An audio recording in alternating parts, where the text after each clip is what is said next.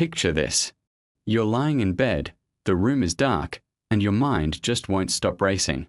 You need something to pull your focus away from the noise of the day, but you don't want anything too intense, nothing that's going to spike your adrenaline or keep you wide awake. What you need is a calm, steady voice walking you through fascinating little details about a world you love. And if that world happens to be The Boys, one of the most creative, wildly imaginative television universes ever built, then you are in exactly the right place tonight. So go ahead and get comfortable. Pull that blanket up. Close your eyes if you want. We're just going to talk about this incredible show, the hidden layers underneath it, the fascinating connections, the little facts that make the whole thing feel even richer. There's no pressure here. Just settle in and let the words wash over you. The Boys as a television series didn't start from nowhere. It came from a comic book written by Garth Ennis, which was itself a pretty wild and darkly satirical take on what the world might look like if superheroes actually existed and were managed by a massive corporation. But when Eric Kripke adapted it for television, he brought something completely unique to it. Now here's what makes that interesting in a sleepy sort of way. Eric Kripke isn't just the showrunner of The Boys. He's also the creator of another enormously beloved television series called Supernatural, which ran for 15 full seasons and developed one of the most devoted fan followings in television history. So when you watch The Boys, you are watching something created by the same mind that built that entire other universe. Two very different worlds, same creative fingerprint running through both of them. And because of that connection, The Boys has quietly become something of a reunion place for actors who spent years working on Supernatural. Jensen Ackles, who plays the character Soldier Boy on The Boys, is probably the most famous example of this. He played one of the two lead characters on Supernatural for the entire run of the show. But he's not alone. Many of the actors and people involved in The Boys passed through Supernatural at some point along the way. This creates a kind of invisible thread that runs beneath the surface of The Boys, connecting it to all those years of supernatural storytelling. For fans who know both shows, watching The Boys sometimes feels like a homecoming in the most unexpected and wonderful way. Let's drift a little deeper into the world of Soldier Boy specifically, because his character is one of the most layered and quietly tragic figures in the entire show. On the surface, he comes across as a brutish relic from another era, a man out of time in the worst possible way, someone who holds onto outdated ideas and throws his weight around with zero self-awareness. But underneath that, there are these small, almost tender moments that keep slipping through. His relationship with Homelander, for instance, slowly develops into something that feels genuinely paternal, which is deeply ironic given how monstrous both of them can be. Watching two people who are essentially walking disasters find some kind of father and son connection is one of those things that only The Boys could pull off without it feeling absurd. Homelander himself is one of the most psychologically complex antagonists in recent television history, and there's something almost meditative about thinking through who he actually is when you strip away all the laser eyes and the cape. At his core, he is a deeply abandoned person. He grew up in a laboratory. He had no parents, no family, no genuine human connection. Everything he knows about love and belonging came from the outside world watching him from behind glass, or from a public that worships him without actually knowing him. And that worship became the thing he built his entire identity around. So when that worship feels threatened, or when someone gets close enough to make him feel something real, he can't handle it. The vulnerability terrifies him. And so he destroys it. There's something almost unbearably human about that, even though he is clearly portrayed as a villain. The show never lets you forget that monsters are made, not born. Now let's think about the corporation at the center of everything, Vought International. The writers built Vought as a satire of corporate America in the most elaborate and detailed way.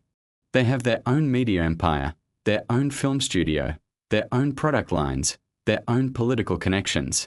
They've essentially made superheroes into a brand, and that brand is worth more to them than anything else, including the actual human beings involved. The dark satirical twist is that this doesn't feel that far from reality. The way celebrity is managed, the way public image is constructed and protected, the way corporations will sacrifice individuals to preserve their reputation. The Boys takes all of that and just turns the volume up to an almost unbearable degree. And yet somehow, the closer you look at it, the more familiar it starts to feel. One of the quieter and more interesting creative choices the show makes is how it handles its in-universe media. There are advertisements, movies, news broadcasts, social media posts, merchandise, all existing within the world of the show as if this is just the normal backdrop of life. The in-universe film called Dawn of the Seven, for example, is treated within the show as a massive blockbuster production, with all the behind-the-scenes drama and ego conflicts you would expect from a real Hollywood production. This layering of fictional media within the show's already fictional world creates a strange depth to everything.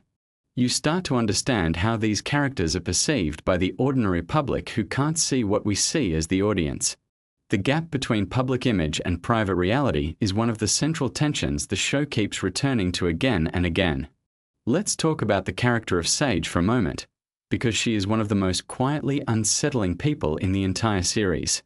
She is presented as the smartest person alive, someone whose intelligence is so vast that it becomes its own kind of curse. Her backstory involves a grandmother who loved her, a medical establishment that dismissed her, and a grief that eventually curdled into something deeply cold. She doesn't want power for the reasons most people want power. She doesn't want fame or control or adoration. What she actually wants is to be left alone. And she has come to believe that the only way the world will ever leave her alone is if it essentially tears itself apart. That is a specific kind of nihilism that the show presents not as cartoonish villainy but as something that grew organically from real pain. It's disturbing precisely because you can trace the emotional logic of it even if the conclusion is monstrous. The reference the show makes to a famous episode of The Twilight Zone is particularly rich for those who catch it. In that old black and white episode, a bookworm who just wants peace and quiet to read survives a nuclear apocalypse and finally has all the time in the world to read every book he's ever wanted. And then his glasses break. It's one of the most heartbreaking ironic endings in all of classic television. The connection to Sage's plan in The Boys is genuinely clever, because it raises the same question. Even if she gets what she wants, even if the world burns and she's left in silence, will it actually give her what she's looking for? Or will there be some equally devastating irony waiting for her at the end? Now let's drift towards something a little lighter. The comedy in The Boys is something that deserves its own moment of appreciation. The show is technically a dark superhero satire, but it operates with a very specific comedic sensibility that goes far beyond simple parody. There are jokes layered inside jokes, cultural references folded into absurdist situations, and a willingness to go to places that most television writers would never dare approach. What keeps it from feeling gratuitous is that the comedy usually serves a purpose. The most outrageous moments are often also the most pointed criticisms of something real. The grossness is frequently the point. When something makes you recoil and laugh at the same time, you're being forced to confront your own reaction, which is exactly what good satire should do. Terra, Butcher's dog, is one of those details that the show uses with surprising emotional depth. On the surface, a dog who behaves exactly the way Terra behaves is just pure comedy. But within the context of the show, the dog represents something about Butcher himself. Butcher is a man who has burned almost every meaningful human connection in his life. He is abrasive and ruthless and self-destructive in ways that push people away. But the dog stays. The dog doesn't care about any of that. And the scenes between Butcher and Terra carry this quiet emotional weight that sneaks up on you if you let it. The show uses that animal connection to remind you that even the most damaged people have some corner of themselves where something soft still lives. The relationship between Kimiko and Frenchie is another one of those emotional cores that the show returns to throughout its run. Kimiko doesn't speak in the traditional sense for much of the series, and yet her relationship with Frenchie is one of the most communicative and emotionally alive connections in the whole show. They understand each other without words in ways that the more verbally expressive characters never quite manage. There's a tenderness between them that exists in contrast to all the violence surrounding them.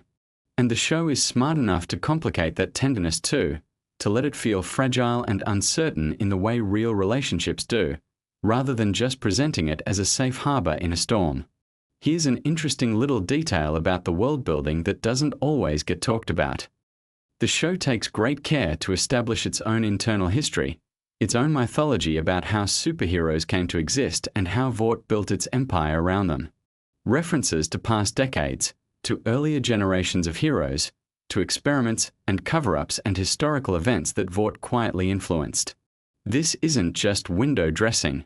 It creates a sense that the world of the boys has been going on long before we arrive to watch it, and will continue in some form after the story ends. That historical depth is part of what makes the fictional corporation feel so believably menacing. They didn't build this overnight. This is the result of decades of careful, deliberate manipulation. The character of Starlight, Annie January, sits at a very specific intersection that the show finds particularly interesting. She came into the Seven as someone who genuinely believed in the possibility of being a hero, of using extraordinary abilities to do actual good. She wasn't naive exactly, but she was idealistic in a way that the world of the show immediately began attacking from every direction. Watching her hold onto pieces of that idealism while also becoming something harder and more practical is one of the ongoing emotional journeys of the series. She represents the question of whether it's possible to maintain your values inside a corrupt system, or whether the system always wins eventually. Mother's Milk is one of those characters where the show does something genuinely thoughtful with motivation. His reasons for being in the fight against Vought are deeply personal, connected to family history and loss in ways that make his commitment feel grounded in something real rather than abstract heroism. And the show pays attention to how that personal history shapes the way he sees the larger mission.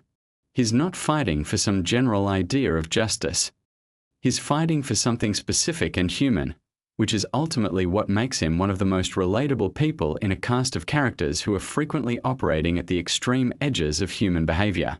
Think for a moment about how the show handles power specifically, physical superhuman power, and what it does to people psychologically.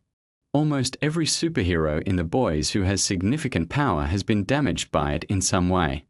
Either they were given it too young, or under circumstances that were traumatic, or in a context where the power was immediately used to corrupt rather than protect.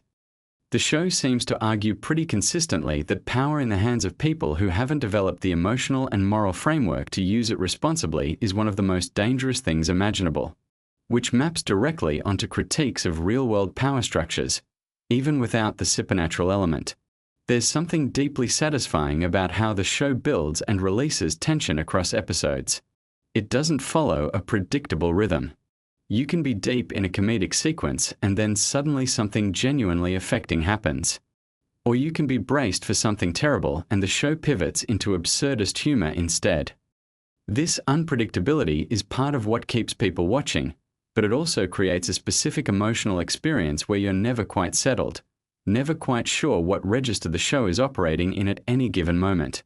Which, when you think about it, is also what living inside a world with unchecked powerful people might actually feel like.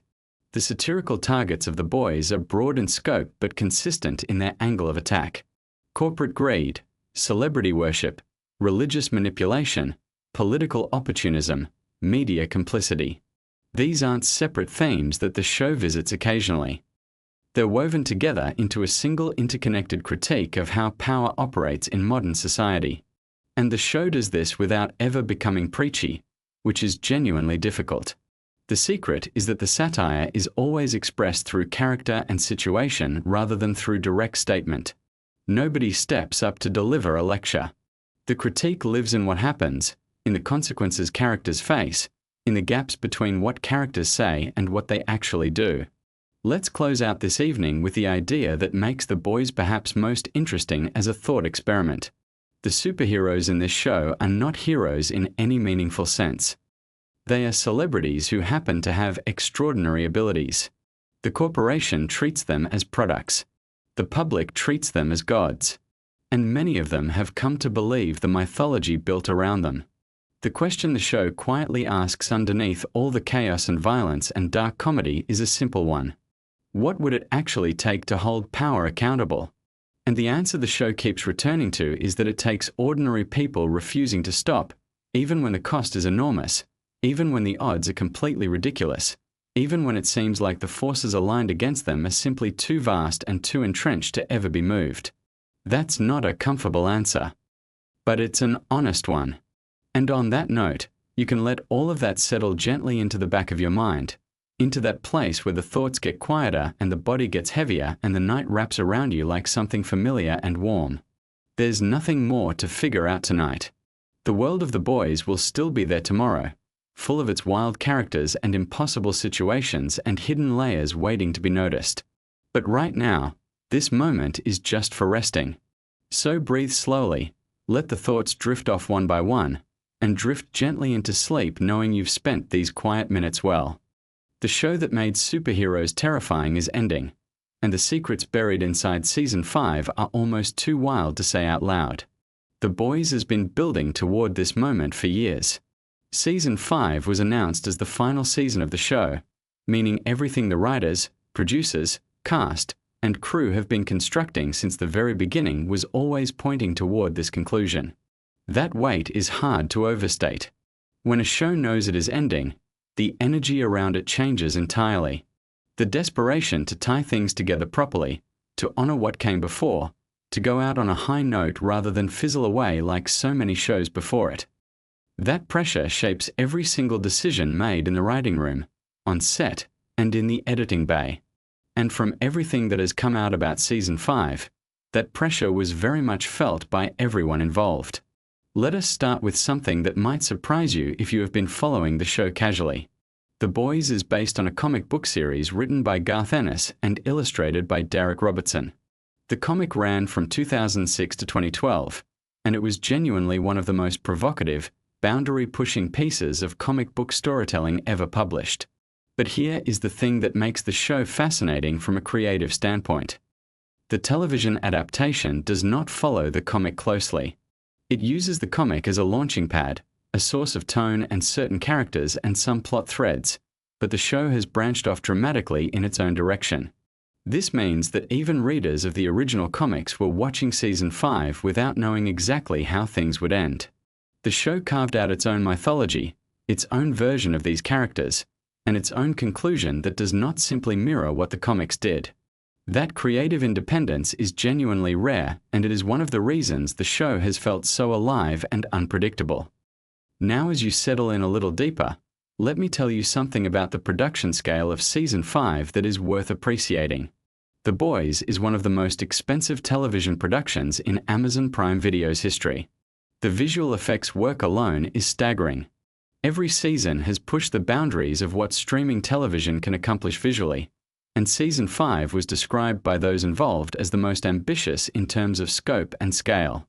The final season needed to deliver on years of storytelling, which meant the action sequences, the world-building moments, and the character payoffs all had to feel larger than anything that came before. That is a significant undertaking. The crew behind the scenes, the visual effects artists, the stunt coordinators, the costume designers, all of them were working toward creating something that would feel like a proper cinematic finale rather than just another television episode. One of the most interesting things about The Boys as a show is what it actually represents beneath all the violence and the satire. At its core, the show has always been a story about power. Specifically, about what happens when power goes completely unchecked. Homelander, the show's central villain played with absolutely terrifying commitment by Anthony Starr, is not just a bad superhero. He is a portrait of narcissism, trauma, and the catastrophic consequences of giving someone with unresolved psychological damage complete and unlimited power. Season 5 had to reckon with what that character arc ultimately meant. Where does someone like Homelander end up? What does the world look like if he wins? What does it look like if he loses? These are not simple questions, and the show has never offered simple answers. Anthony Starr's performance across the entire run of The Boys has been one of television's great acting achievements. The way he plays Homelander, with this terrifying combination of desperate neediness and volcanic rage, is genuinely unsettling. In interviews leading up to Season 5, Starr spoke about the emotional toll of inhabiting this character, about the difficulty of finding the final note for someone this complex. He wanted to make sure the ending felt honest to who Homelander had always been rather than convenient or tidy. That kind of investment from a lead actor in the final stretch of a show makes a real difference to the quality of the finished product. Let your mind wander a little here. Think about the world of The Boys for a moment. It is a world where superheroes are not government-operated. They are corporate products, managed, marketed, and monetized by a massive conglomerate called Vought International.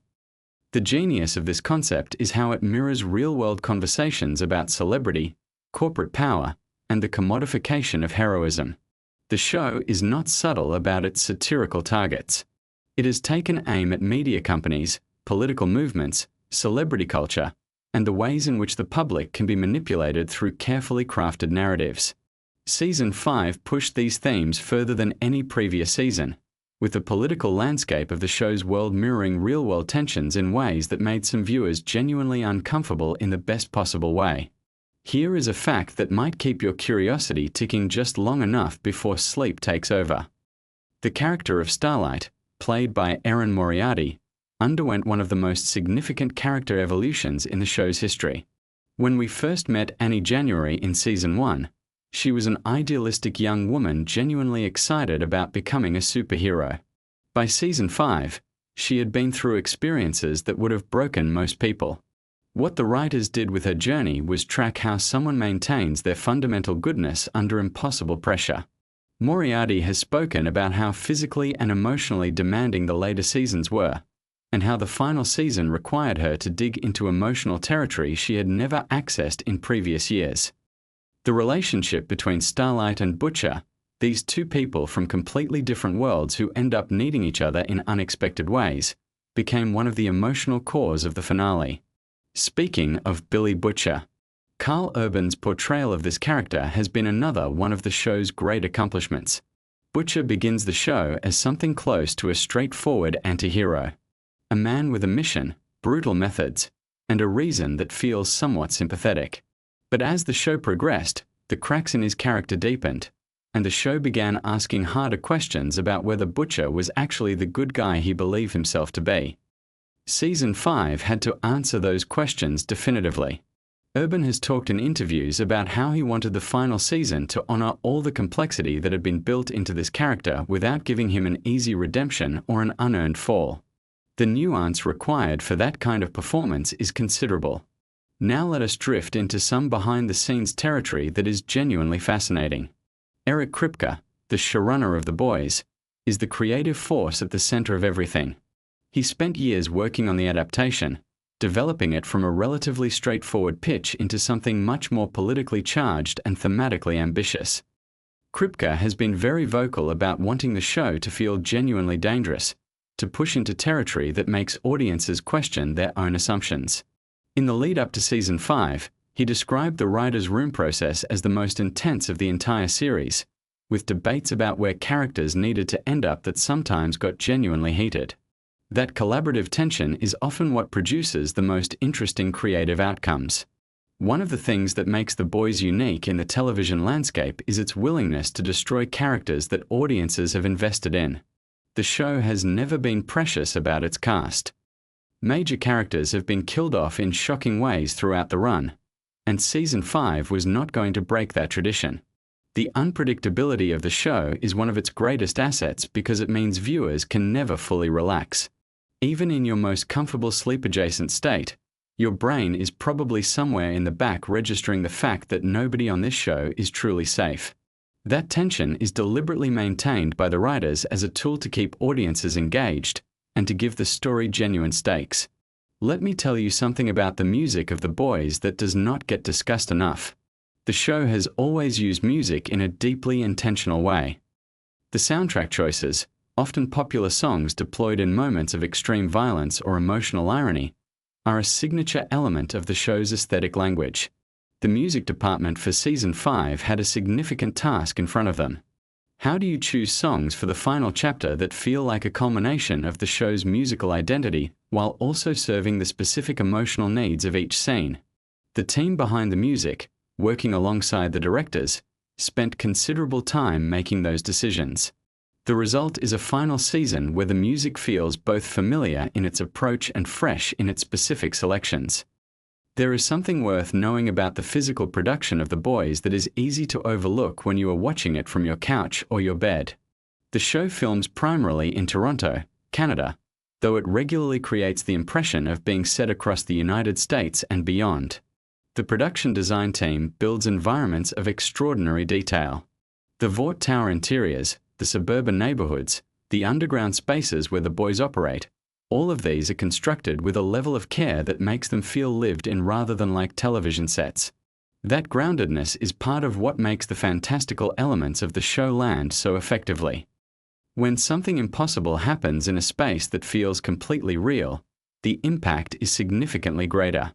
As you let yourself sink a little deeper into that comfortable state between awake and asleep, here is something to turn over in your mind. The Boys, particularly in its final season, was dealing with questions about legacy. What does it mean to fight against something enormous and corrupt? Does it matter if you win or lose? Can one person or one small group actually change the systems that seem too large to touch? These are not questions unique to a fictional world. They resonate because they are questions people genuinely grapple with when they look at institutions and power structures that feel immovable. The show never pretends to have easy answers, and that intellectual honesty is part of what has made it matter to so many people. The relationship between The Boys and its audience is genuinely interesting from a sociological standpoint. The show has attracted a fan base that is extraordinarily passionate, but it has also attracted attention from people who perhaps missed some of the satire and interpreted certain characters as aspirational rather than cautionary. This is something Kripke and the cast have addressed publicly on multiple occasions, particularly around the character of Homelander. The writers had to be mindful in Season 5 of how they were closing out this character's story in a way that was unambiguous about the show's moral position without becoming preachy or simplistic. That is a genuinely difficult creative challenge, and how they navigated it is one of the more discussed aspects of the final season. Let your breathing slow down a little. Let the details of the day drift back. We are going to keep moving through these fascinating layers of a show that has meant a lot to a lot of people. The ensemble cast of The Boys is one of the best assembled groups in streaming television history. Beyond the leads, the supporting players have been essential to the show's texture. Characters like Frenchie, played by Toma Capone, and Kimiko, played by Karen Fukuhara, provided the show with emotional counterweights to some of its heavier material. Their relationship across the entire run became one of the most genuinely touching elements of a show that is not exactly known for being gentle. Season 5 had to find the right conclusion for them as well, and the care taken with their arc in the final season reflects how seriously the writers took every thread in this story. There is something worth mentioning about the guest cast and special appearances that Season 5 featured. One of the joys of a show like The Boys is the way it occasionally pulls in surprising names for limited appearances, often deploying them in ways that are simultaneously unexpected and completely logical given the show's satire-driven world. The final season used this approach strategically, bringing in faces that felt significant in the context of what the show was saying about celebrity and power rather than just as stunt casting for its own sake. Here is something genuinely fascinating about the writing process for Season 5. The writers' room for the final season reportedly knew from very early in the process which character deaths were coming, which relationships would resolve, and what the final image of the show would be. Working backward from a known ending is a different creative experience than building a season with the destination still uncertain. It allowed the writers to plant seeds and establish patterns that would pay off in specific ways, creating a season that felt architecturally coherent from beginning to end rather than making things up as they went.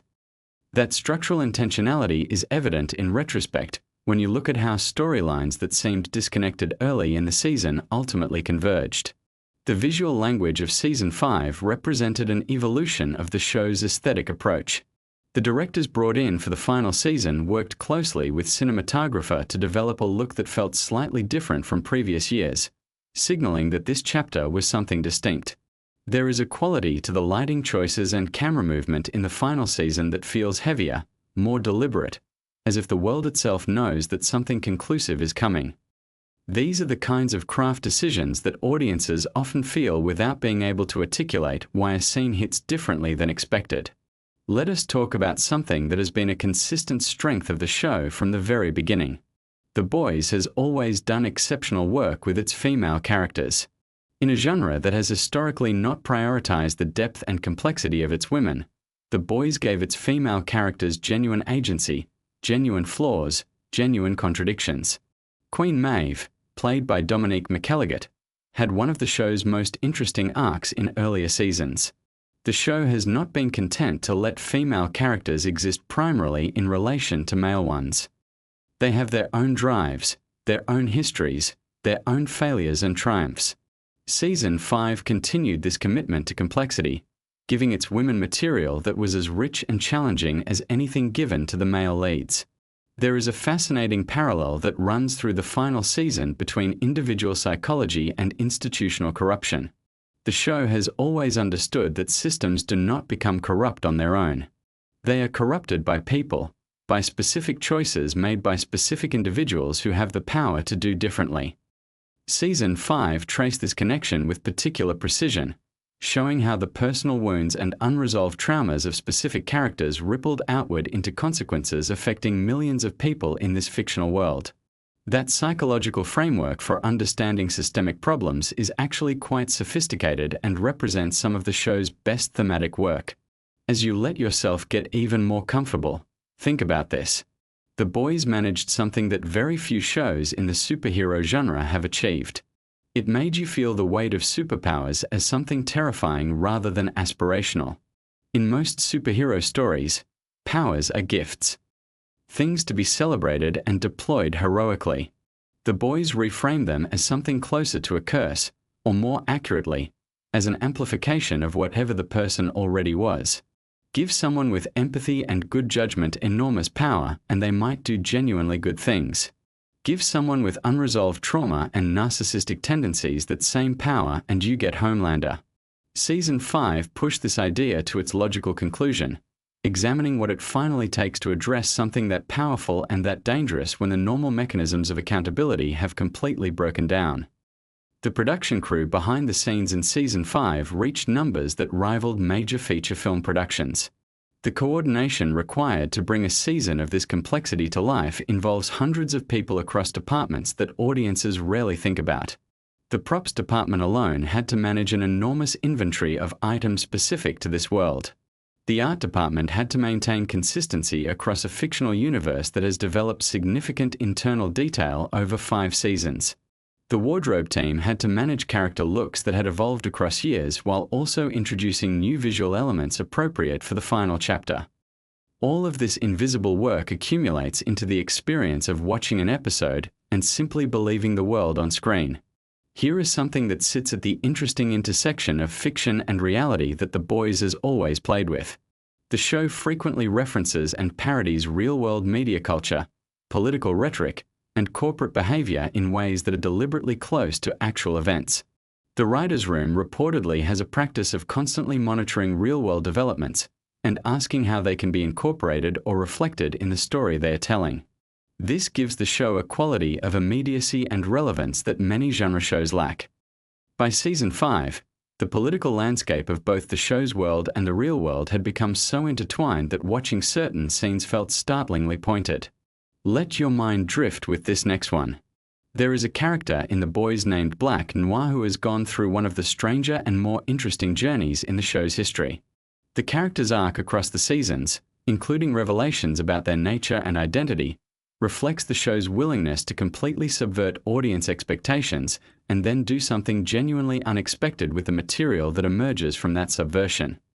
Season 5 had to find a meaningful place for the legacy of this character within the larger resolution of the story. The Boys has been consistently praised by critics not just for its entertainment value but for what it represents as a piece of cultural commentary.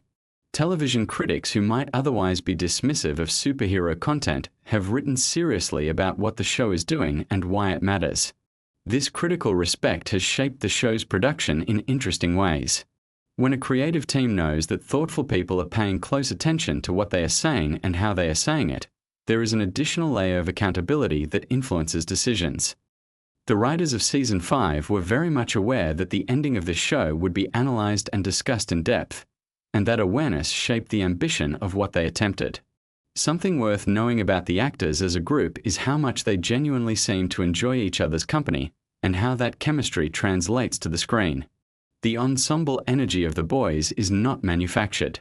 The cast has spoken across many interviews about the friendships they have developed over the course of the show and about how working together on the final season carried a genuine emotional weight because they all knew it was coming to an end. That bittersweet awareness of finishing something meaningful permeates the performances in Season 5 in ways that are difficult to quantify but absolutely present. The humor of the boys is one of its most discussed and most divisive elements. The show is genuinely funny, often in ways that are deeply uncomfortable. It uses comedy as a pressure release valve, deploying absurdist or darkly comic moments within sequences of extreme tension in order to manage audience experience in a specific way. Season 5 maintained this balancing act even as the stakes reached their highest point. The ability to be genuinely funny within a story that is also asking serious questions is one of the rarer creative skills, and the writers of The Boys have demonstrated it consistently. There is a quieter element of the show that sometimes gets overshadowed by the more explosive content. The Boys has always found time for small, intimate character moments that exist outside the main plot machinery. Conversations between characters about their fears, their regrets, their hopes for things they believe they do not deserve. These moments, often just two people talking in an unglamorous setting, are where the show does some of its most affecting work. Season 5 included a number of these quieter scenes that longtime fans have pointed to as among the most emotionally resonant in the entire series. Your breathing is probably slower now. Good. Keep going with me just a little longer because there is more worth knowing. The relationship between the boys and the superhero genre more broadly is worth reflecting on. The show arrived at a moment when superhero content was reaching a kind of saturation point in popular culture. Rather than adding to that saturation, it offered a fundamentally different perspective on the genre's assumptions and conventions. It asked what superheroes would actually look like if the world they operated in was recognizably like our own, with the same power dynamics, the same corruption, the same gap between stated values and actual behavior. Season 5 brought this interrogation of the genre to its most pointed and definitive expression. Garth Ennis, the creator of the original comic, has been publicly appreciative of what the television adaptation has done with his source material, even where it diverged significantly. This relationship between original creator and adaptation team is not always harmonious, and the fact that Ennis has expressed genuine enthusiasm for the show speaks to the respect with which the television creators approached the spirit of what he originally created even when they departed from the letter of it. Something to sleep on. The legacy of The Boys as a show will likely be discussed for many years. It arrived at a specific cultural moment and responded to it with genuine creative ambition and moral seriousness. The final season was the opportunity to cement that legacy or undermine it, and by most accounts from both critics and fans, what was delivered in Season 5 was worthy of everything that came before it. Whether you agree with its conclusions, whether you found its resolution satisfying or challenging, the show earned the conversation it prompted. The technical achievement of the visual effects in Season 5 deserves a final mention. The artists and technical teams who created the visual language of this world worked across the entire production timeline, from pre-production design through principal photography and into the long post-production period. Some of the more elaborate sequences in the final season involved effects work that was in development for over a year before the episodes aired. The invisible craft required to make the impossible look ordinary is something that audiences experience as effortless when it works properly, which means the people responsible for it only get noticed when something goes wrong. In Season 5, very little went wrong. The Boys gave us something rare in popular entertainment. A story with genuine moral stakes, characters who were allowed to be genuinely complicated, and a willingness to follow its own logic even when that meant going to uncomfortable places. Season 5 was the conclusion of that promise, the delivery of everything the show had been building toward across years and hundreds of thousands of words of storytelling. And that is a good thought to carry you gently toward sleep tonight. All those years of work, all those people, all those decisions made in rooms you will never see, by people whose names scroll past in credits that go by too fast to read. All of it adding up to something that you watched in the dark, that made you feel things, that gave you something to think about. The world of The Boys is a dark one. But the fact that stories like this get made and watched and talked about says something quietly hopeful about the people who make them and the people who love them. There is something human in wanting to look at power clearly, to refuse to dress it up in a cape and call it good, to insist on asking harder questions even when easier answers are available. So as your thoughts slow down and the details of this fictional world begin to blur at the edges and blend with whatever images your sleeping mind is starting to assemble, just know that you spent this time in good company. With a story that tried to be honest about difficult things. With characters who were messy and human even when they could fly or punch through walls. With a show that knew it was ending and tried to end with integrity. Let the sounds around you fade. Let the weight of everything you carry today get a little lighter. The Boys Season 5 has come and gone, and it left a mark. And now, it is time to rest. Sleep well. Look, I've been watching superhero content for years. I've sat through every Marvel phase, every DC reboot, every streaming disaster. But nothing, and I mean absolutely nothing, has grabbed me by the throat and refused to let go quite like The Boys. And here's the thing that keeps me up at night. Most people think they know this show. They've watched it, they've talked about it, they've argued about it online. But I promise you, by the time this video ends, you're going to realize you barely scratched the surface of what's actually going on beneath the layers of blood, satire, and absolute chaos that makes this show one of the most brilliant pieces of television ever created.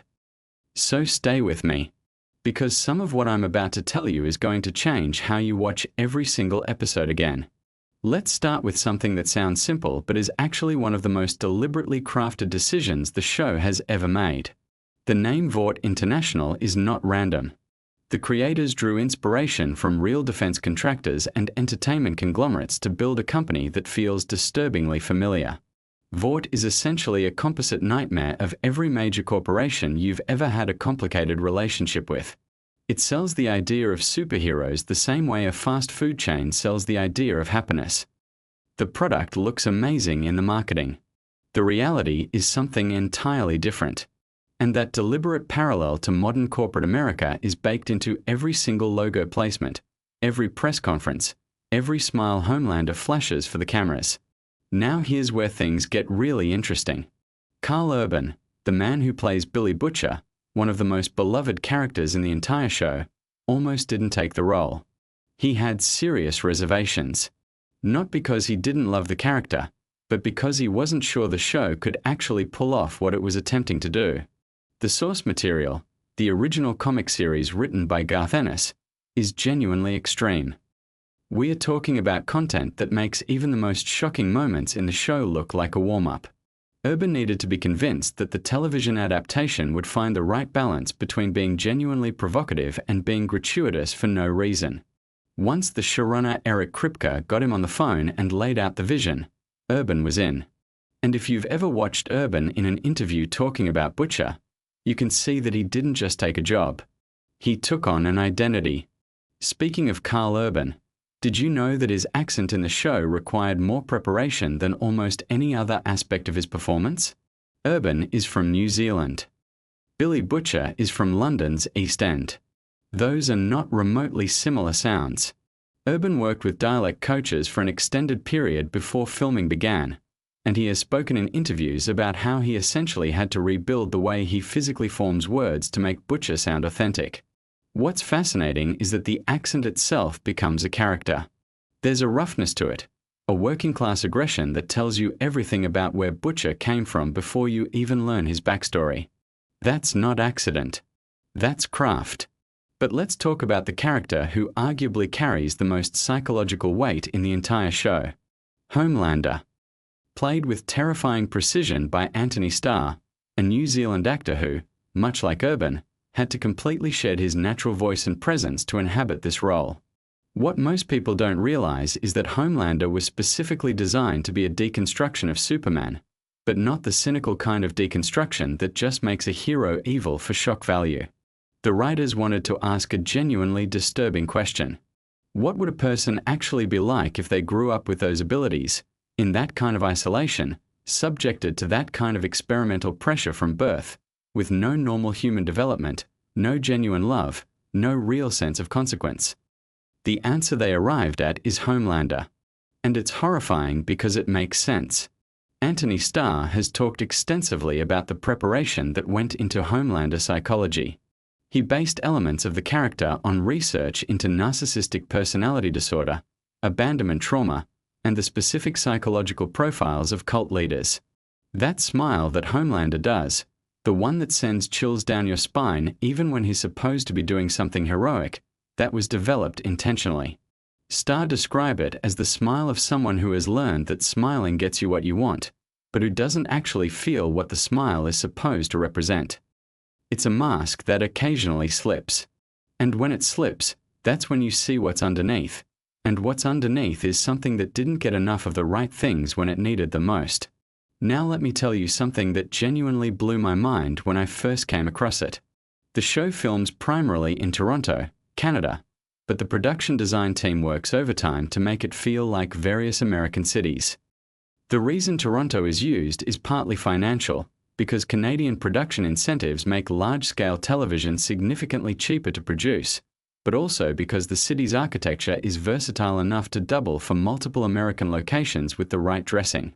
What's remarkable is how successfully this works. The Vought Tower, the streets, the neighborhoods, all of it has been built, dressed, and filtered to feel distinctly American in its visual language. It's a deliberate construction of a place that represents America without actually being America. Which, when you think about the show's themes around image versus reality, feels oddly appropriate. Let's get into the comic books for a second, because the relationship between the source material and the show is one of the most fascinating production stories in recent television history. Garth Ennis wrote the original Boys comic series starting in 2006. He created it as a genuinely angry, frequently grotesque response to what he saw as the sanitization of superhero stories and the cultural moment of the mid-2000s. The comic does not hold back. In ways that would be essentially impossible to put directly on a streaming platform, it goes to places that are designed to make you uncomfortable on a fundamental level. When Amazon picked up the adaptation, the challenge was enormous. How do you take source material that operates at a kind of creative extreme and translate it into something that keeps the spirit, keeps the rage, keeps the satire, but also functions as prestige television that can reach a mainstream audience? Eric Kripke's answer was to treat the comic as a starting point rather than a blueprint. Significant characters were reconceived. Story arcs were restructured. Tonal adjustments were made that changed some aspects dramatically. And in many cases, the show actually deepens the ideas that the comic introduced by giving them more space to breathe and more contemporary cultural targets to aim at. The result is something that longtime comic readers often find surprising, not because the show is worse, but because it becomes its own thing with its own logic and its own distinct personality. One specific example that's worth mentioning is the character of Starlight, played by Erin Moriarty. In the comics, Starlight's arc is significant but differs in some important structural ways from what the show does with her. The television version of Starlight transforms into something much more central and much more emotionally resonant than her comic counterpart. She becomes the show's moral compass in a way that gives the audience someone to orient around, someone whose perspective shifts alongside theirs as the world of Vought is slowly revealed to be exactly as corrupt as the most cynical person in the room always suspected. Moriarty herself has spoken about how the character evolved significantly through the writing process, and that she had ongoing conversations with the writers about who Annie January really is beneath the superhero identity. Here's a detail that a lot of viewers miss entirely. The Seven, the elite superhero team at the center of the show, is deliberately structured to parallel the Justice League in ways that go beyond just the obvious Homelander and Superman comparison. Each member maps onto a DC icon in a way that then exposes something specific about that archetype. The Deep has elements that parallel Aquaman, complete with the complicated relationship to an underwater identity that the character is made to feel embarrassed about. Queen Maeve has Wonder Woman energy, a warrior with ancient strength who has been so thoroughly compromised by corporate machinery that she can barely remember who she was before Vought got their hands on her.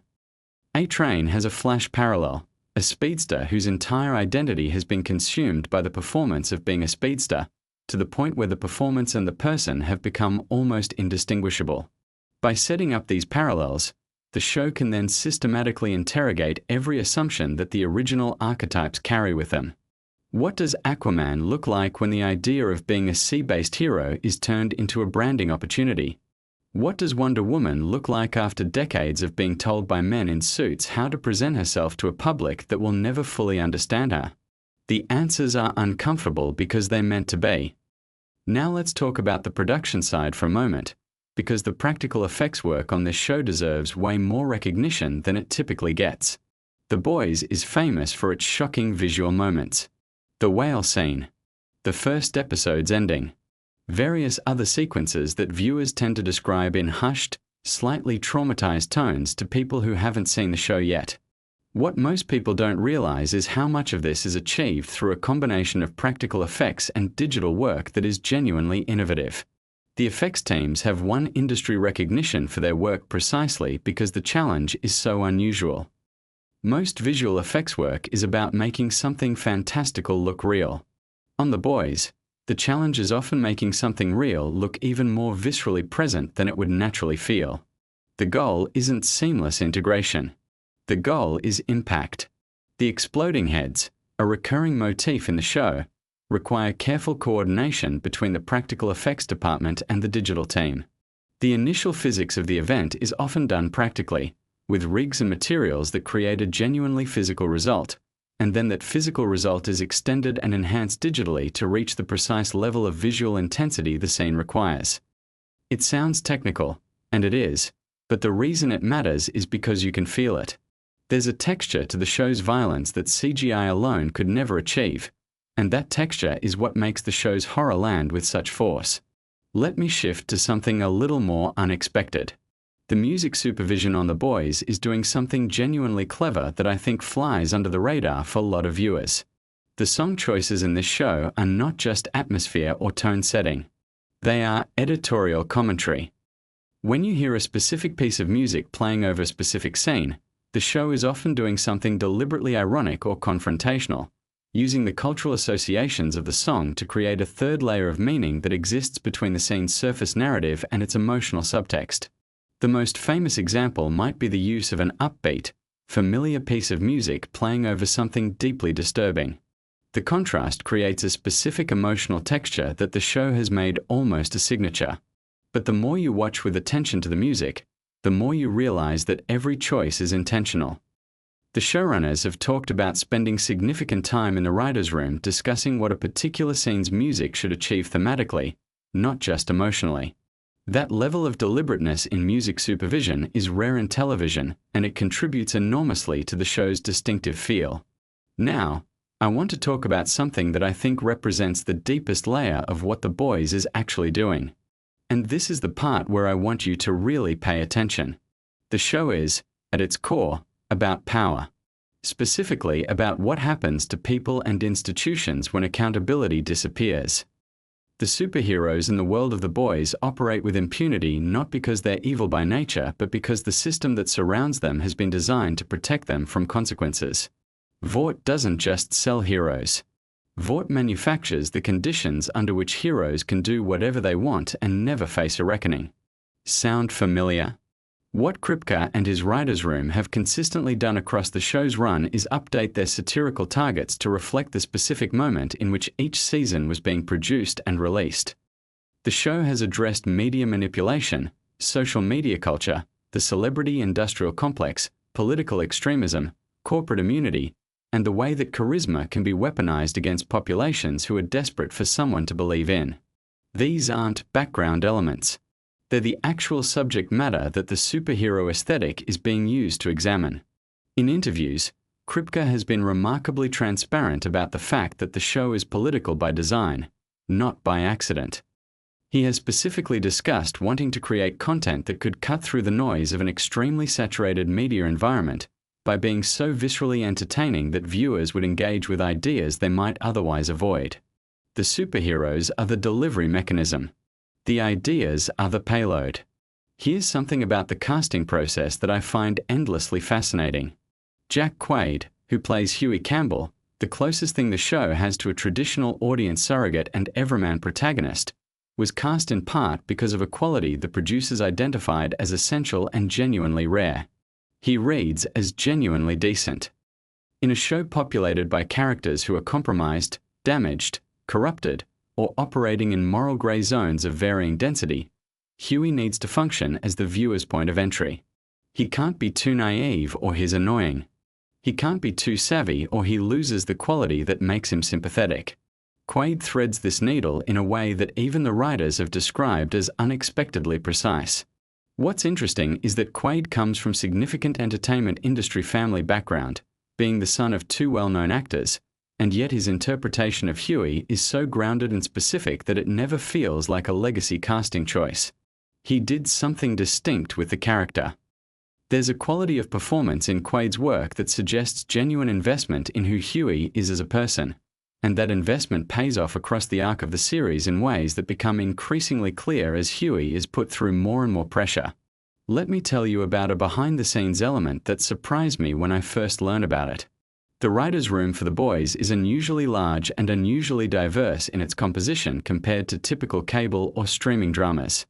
Kripke has made specific choices about who is in that room and what range of perspectives and experiences those writers bring. This has a direct impact on the show's content in ways you might not expect.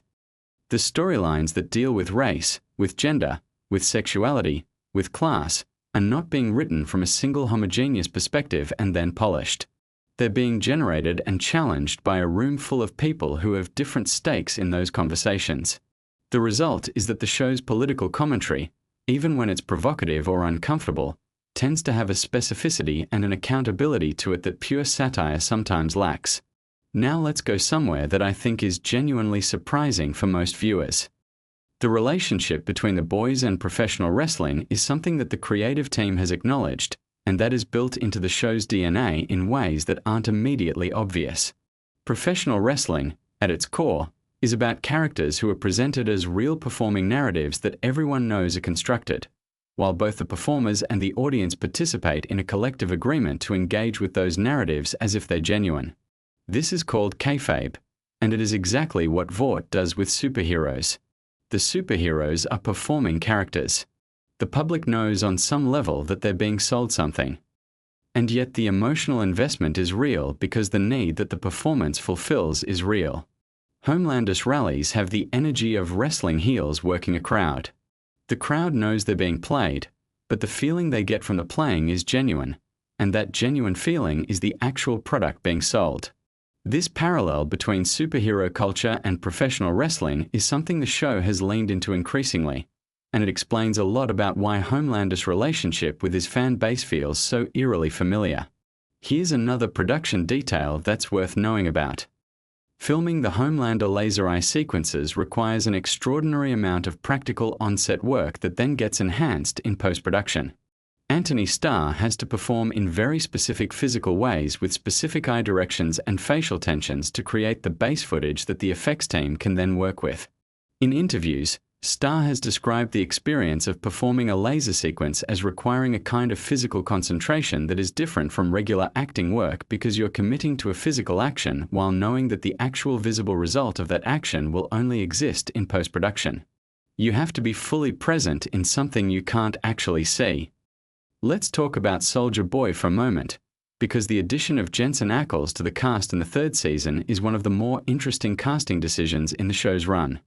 Ackles came into The Boys with an enormous existing fan base from his years as Dean Winchester on Supernatural, a show Eric Kripke actually created. That relationship between Kripke and Ackles spans more than a decade of creative collaboration, and the decision to bring Ackles into The Boys universe is loaded with that history. Kripke has been clear in interviews that he wanted Ackles specifically and wrote the role of Soldier Boy with that casting in mind. What's interesting about Soldier Boy as a character is that he functions as a deconstructed version of the classic American hero archetype, specifically the World War II era heroism mythology that American culture has used to construct a specific self-image. Soldier Boy is what happens when the mythology of American greatness is stripped down to its actual human components, and you have to reckon with what's actually there. Ackles' performance brings a quality that's essential to making this work. There's a genuine star presence to him, a physical confidence and charisma that makes it credible that this person could have been a symbol. And then the show systematically reveals the gap between the symbol and the reality. It's classic boys territory, but executed with particular effectiveness because the casting itself does part of the thematic work. I want to circle back to something about Homelander that I think is the most psychologically interesting aspect of the entire show. The character's core wound is not about power. It's about love. Specifically, the absence of it during the developmental period when human beings are most vulnerable to its absence. Homelander was raised in a laboratory. The people who had authority over him treated him as an asset rather than a child. He was never taught to attach to other people in a healthy way because the environment he was raised in did not permit healthy attachment. The result is a being with the power of a god and the emotional architecture of someone who never learned how to be safe. This is why Homelander's rages look the way they do. They don't look like the calculated evil of a villain who has chosen a path. They look like the eruptions of someone who has never had the internal resources to regulate the size of what they feel. When Homelander destroys something, there's a quality to it that reads as terrifyingly childlike. Not innocent. The opposite of innocent. But childlike in the sense that the proportion between the stimulus and the response belongs to someone who was never given the tools to close that gap. Anthony Starr and the writers have described working through this psychology in granular detail, specifically because they wanted Homelander to be frightening in a way that was also comprehensible. Not sympathetic necessarily, but comprehensible. Because a villain who is purely and simply evil is not as frightening as a villain whose damage you can trace back to a source. One more production element that I think is really worth highlighting. The show's costume design is doing constant visual storytelling that functions completely independently of the dialogue and the action. Every superhero costume is designed as a statement about who that character is presenting themselves to be and what that presentation is concealing. Homelander's suit is the most obvious example. Its American flags and primary colors and the visual language of classical superhero design. And it sits on a man whose interior reality is the opposite of everything those design choices are supposed to represent. The costume is a lie, and it's designed to read as one once you know the character, while still being designed to read as the real thing to the crowd. The boys' look, the working class, lived in, practical aesthetic of their clothing and their environment, is equally deliberate. They wear what people wear when they're not performing anything, when they're just surviving. The contrast between the visual register of the superheroes and the visual register of the boys themselves is a constant silent argument the show is making about authenticity and performance. Let me give you something you can take away from this video and use the next time you're watching the show. When you watch a scene involving Homelander and a crowd of supporters, pay attention to where his eyes go when the crowd responds to something he's said. There's specific performance work in those moments. Starr has talked about playing Homelander's reaction to crowd approval as the closest thing the character ever gets to feeling genuinely fed. Not happy. Federation. Like the love of the crowd is a substance that fills something in him temporarily without ever actually nourishing him. And if you watch for that specific quality in those moments, you'll see it. It changes how the rallies feel. They stop being scenes of power and become scenes of hunger. That recontextualization is available throughout the show once you know where to look. The Boys rewards close attention in a way that a lot of action-oriented content doesn't bother to earn. The surface level is extremely entertaining on its own terms. But underneath that surface is a show that has done the work of a genuinely serious piece of culture, one that has something real and uncomfortable to say about the world that made it. Now here's something that I think is genuinely underappreciated when people talk about the show's legacy. The Boys arrived at a specific cultural moment. Superhero content had reached a kind of total market saturation. Every major studio had a shared universe. Every streaming service was developing cape content. The genre had become so dominant that it was starting to collapse under its own weight, with audiences showing early signs of fatigue in a way that the studios were struggling to acknowledge. Into that moment came a show that was not anti-superhero in the simple sense of just replacing good guys with bad guys. It was something more surgically precise than that. It was a show that identified the specific psychological needs that superhero stories fulfill in their audience, and then asked what happens when those needs are exploited rather than genuinely met. That question landed because it was the right question at the right time. And it landed in a way that didn't alienate the audience who loved superheroes. It landed in a way that made that audience think more clearly about what they were loving and why. That's a difficult creative trick to pull off, and the show pulls it off consistently across its run. The show's commercial success, which has been significant, is itself a kind of argument the show is making. It became one of the most watched properties on its platform. It generated enormous cultural conversation. It spawned spin-off content. All of this happened because it was doing something that the content it was criticizing had stopped doing, which was treating its audience as intelligent adults who deserve to have genuinely challenging ideas delivered to them inside genuinely entertaining packaging. And that, ultimately, might be the most interesting fact about The Boys. Not any specific behind-the-scenes detail, not any specific performance choice, not any specific production decision, though all of those are fascinating and worth knowing. The most interesting fact is that it exists at all.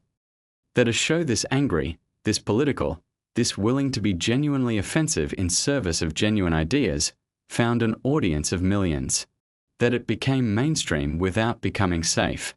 That it influenced how the industry thinks about superhero content at exactly the moment when that influence was needed.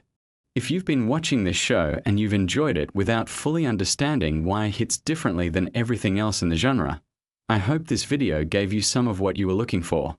The craft is visible once you know where to look. The intentions are accessible once someone points you toward them. And the experience of going back and watching with all of this in your head is something I genuinely recommend. Because there's a version of watching The Boys where you're just along for the ride, and the ride is genuinely excellent. But there's another version where you're watching a group of extraordinarily talented people who are angry about real things using the most entertaining possible vehicle to say those things as loudly as they can. That version is better. Drop in the comments which facts surprised you the most. And if you want more deep dives into the shows and films that are doing things that deserve more attention and more analysis, hit that subscribe button because this channel is exactly that. See you in the next one. You think you know The Boys. You've watched every season. You've picked your favorite characters. Maybe you've even gone down the rabbit hole of fan theories online. But I promise you, there are things about this show that most people have absolutely no idea about. And by the time this video is done, you're going to look at The Boys in a completely different way. We are talking behind-the-scenes secrets, wild casting decisions that almost changed everything, the real-world inspirations that are darker than anything on screen, and details hidden so deep in the show that even obsessive fans have missed them. This is the stuff the creators didn't put in the press interviews. This is the stuff that makes this show one of the most deliberately crafted pieces of television ever made. So if you think you're already a fan, buckle up. Because we're about to go somewhere most Boys fans have never been. Let's start with something that will fundamentally change how you watch the very first episode. The Boys was not supposed to be on Amazon. The show was originally developed elsewhere, and it bounced around for years before landing at Amazon Prime Video. Now think about what that means. The show that became one of the most transgressive, boundary-pushing series in television history almost didn't get made the way we know it. Different network, different rules, different version of The Boys. The fact that it ended up on a streaming platform with fewer content restrictions is a massive part of why the show could go as far as it did. Every moment that made your jaw drop, every scene you thought they couldn't possibly include, all of that exists because of a development journey that nearly went in a completely different direction. Now here's something about the comic book source material that casual fans don't fully appreciate. The original comic by Garth Ennis is genuinely more extreme than the show. And that's saying something. The television adaptation actually pulled back significantly on certain storylines and character arcs from the comics. Showrunner Eric Kripke and his team made deliberate choices about what to keep, what to change, and what to leave out entirely. Some of the decisions were creative, some were practical, and some were about making sure the show could actually function as ongoing television rather than a contained story with a definitive brutal endpoint. The interesting thing is that many of the changes made the show better. Characters who were one-dimensional in the comics became layered, compelling people on screen. The show's version of Homelander, for instance, became something far more psychologically complex than what appeared on the page. Speaking of Homelander, let's talk about Anthony Starr, because what he does in that role is something that the casual viewer might take for granted. Starr is from New Zealand. He's playing an American character who is essentially a warped version of the American dream itself. And he does it with a precision and control that most actors simply don't have. But here's what you might not know. The physical and psychological preparation Starr put into that role went well beyond normal acting preparation. He studied the behavior of cult leaders. He researched narcissistic personality disorder extensively. He looked at charismatic figures throughout history who used charm as a weapon. The smile that Homelander uses, that unsettling smile that makes your skin crawl even when the character seems perfectly pleasant, that was a deliberate construction. Starr built that smile to represent the gap between what Homelander projects and what he actually is. Every time you see it, you're watching a performance built on months of psychological research. But here's the layer that most people miss. Starr has spoken about playing Homelander as someone who is fundamentally a child. Not a child in terms of intelligence, but a child in terms of emotional development. Someone who was raised in a lab, who was never taught how to be human, who desperately wants love but has no idea how to receive it or give it. That interpretation transforms every scene he's in. When Homelander is terrifying, it's because he's a child having a tantrum. When he's pitiful, it's because he's a child who has never shown affection. That reading of the character is built into every scene he plays, and once you see it, you cannot unsee it. Now let's talk about Carl Urban, who plays Billy Butcher. Urban is from New Zealand as well, and his Cockney accent in the show is something he worked on specifically for this role. But what you might not know is the character's accent and general demeanor was actually drawn from specific real-world inspirations that go deeper than just the sound of the voice. Butcher is written as someone whose entire personality is a performance of toughness designed to mask devastating grief. The Cockney swagger, the constant aggression, the refusal to show vulnerability, it's all armor. Urban understood this and built the performance from the inside out. The accent and the attitude are things Butcher puts on every morning like a uniform. That's why the moments when the armor cracks hit so hard. You're not just watching a tough guy falter. You're watching someone's entire constructed identity start to fail. Here's something fascinating about the casting process for the show. When Amazon was putting together the ensemble, there was enormous pressure to cast the biggest possible names in the lead roles. Kripke and the producing team resisted this in specific ways because they understood something crucial about the show's psychology. The Boys works because the soup characters feel genuinely superhuman and the human characters feel genuinely human. If you fill the cast with already established movie stars, you risk the audience bringing their existing associations with those actors into the show. Some of the best casting decisions were counterintuitive precisely because they chose performers who were relatively unknown to mainstream audiences at the time. This allowed viewers to meet these characters fresh, without preconceptions. Erin Moriarty, who plays Annie January, also known as Starlight, is a perfect example of this. Moriarty's arc across the series is one of the most demanding acting journeys in the entire show. She has to play someone who starts as genuinely idealistic, gets systematically disillusioned, and then has to rediscover what she actually believes versus what she was conditioned to believe. The emotional range required is extraordinary. And Moriarty does it while also playing opposite one of the most magnetic performers on television in Anthony Starr, which requires holding your own against an enormous gravitational pull. The fact that she was not yet a massive star when she took the role actually served the character. Annie feels like someone you might know, someone real. That groundedness was a casting choice. Let's pivot to something that doesn't get discussed enough, which is the writing room and how the show's satirical targets are chosen. The Boys has a reputation for going after corporate greed, celebrity culture, and media manipulation. But the show's writers have been remarkably open about the fact that they deliberately avoid making their satire too specifically tied to any single real-world moment. The reason is longevity. If you write an episode that is too specifically about one particular news story or one particular public figure, that episode starts to feel dated within months. The writers aim for the underlying systemic issues rather than the surface manifestations. This is why the show still feels sharp and relevant across multiple seasons. It's not satirizing the specific, it's satirizing the structural. The specific examples change. The underlying what they're pointing at does not. This is also why the show resonates with viewers across a pretty wide political spectrum, which might seem surprising given how aggressive its critiques are. Because the show isn't really attacking any particular political tribe. It's attacking the machinery of power itself, the way institutions corrupt individuals, the way celebrity becomes a tool of control, the way heroism gets manufactured and sold. These are concerns that land differently depending on your political starting point, but they land for almost everyone.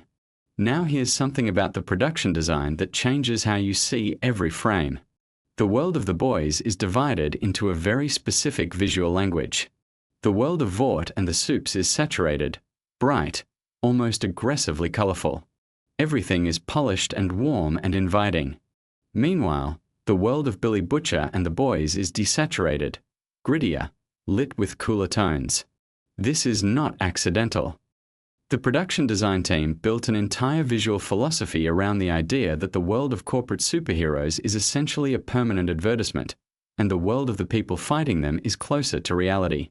When characters cross between these visual worlds, you feel it even if you don't consciously register it. Your eye is constantly being told something about where power lives and what it looks like versus where ordinary people exist. The Tower of Vought itself deserves a whole discussion. The architectural choices for that building were deeply deliberate. It's designed to evoke luxury, corporate power, and a kind of religious authority all at once. Think about the way the interior spaces are used for gatherings that function almost like worship services. The show is making a continuous argument about the relationship between corporate branding and religious devotion, and the set design embeds that argument into the physical space of the story before a single word of dialogue is spoken. Let's talk about one of the most technically demanding aspects of the show, which is the visual effects work. The Boys is not a massive tentpole film with a $500 million budget. It's a television show that has to deliver convincing superhero effects episode after episode. The way the VFX team handles this is genuinely innovative.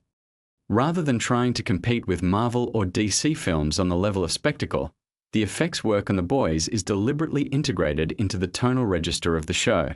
The violence is visceral rather than balletic. The powers feel dangerous rather than elegant.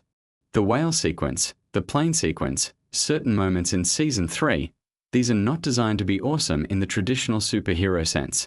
They're designed to be disturbing. The VFX team was given a specific brief that their work should feel wrong, not cool. That's an unusual creative direction to give a visual effects team, and the results speak for themselves. Here's something about the show's music that most people don't think about. The song choices in The Boys are not just needle drops. They are arguments. Every time the show puts a specific piece of music over a specific scene, it's making a deliberate point about the contrast between what a song means culturally and what's actually happening on screen. The use of cheerful, patriotic, or innocently nostalgic music over scenes of corporate manipulation or violence is a technique the show uses constantly. And it works because it exploits the gap between what we've been conditioned to feel when we hear certain sounds and what we are actually watching. It's essentially the same technique the show uses with superhero iconography. Take something that's supposed to make you feel safe and good. Use it to make you feel deeply uncomfortable. That's the show's whole thesis in musical form. Now let's go somewhere really interesting. The show has a complicated relationship with its own popularity.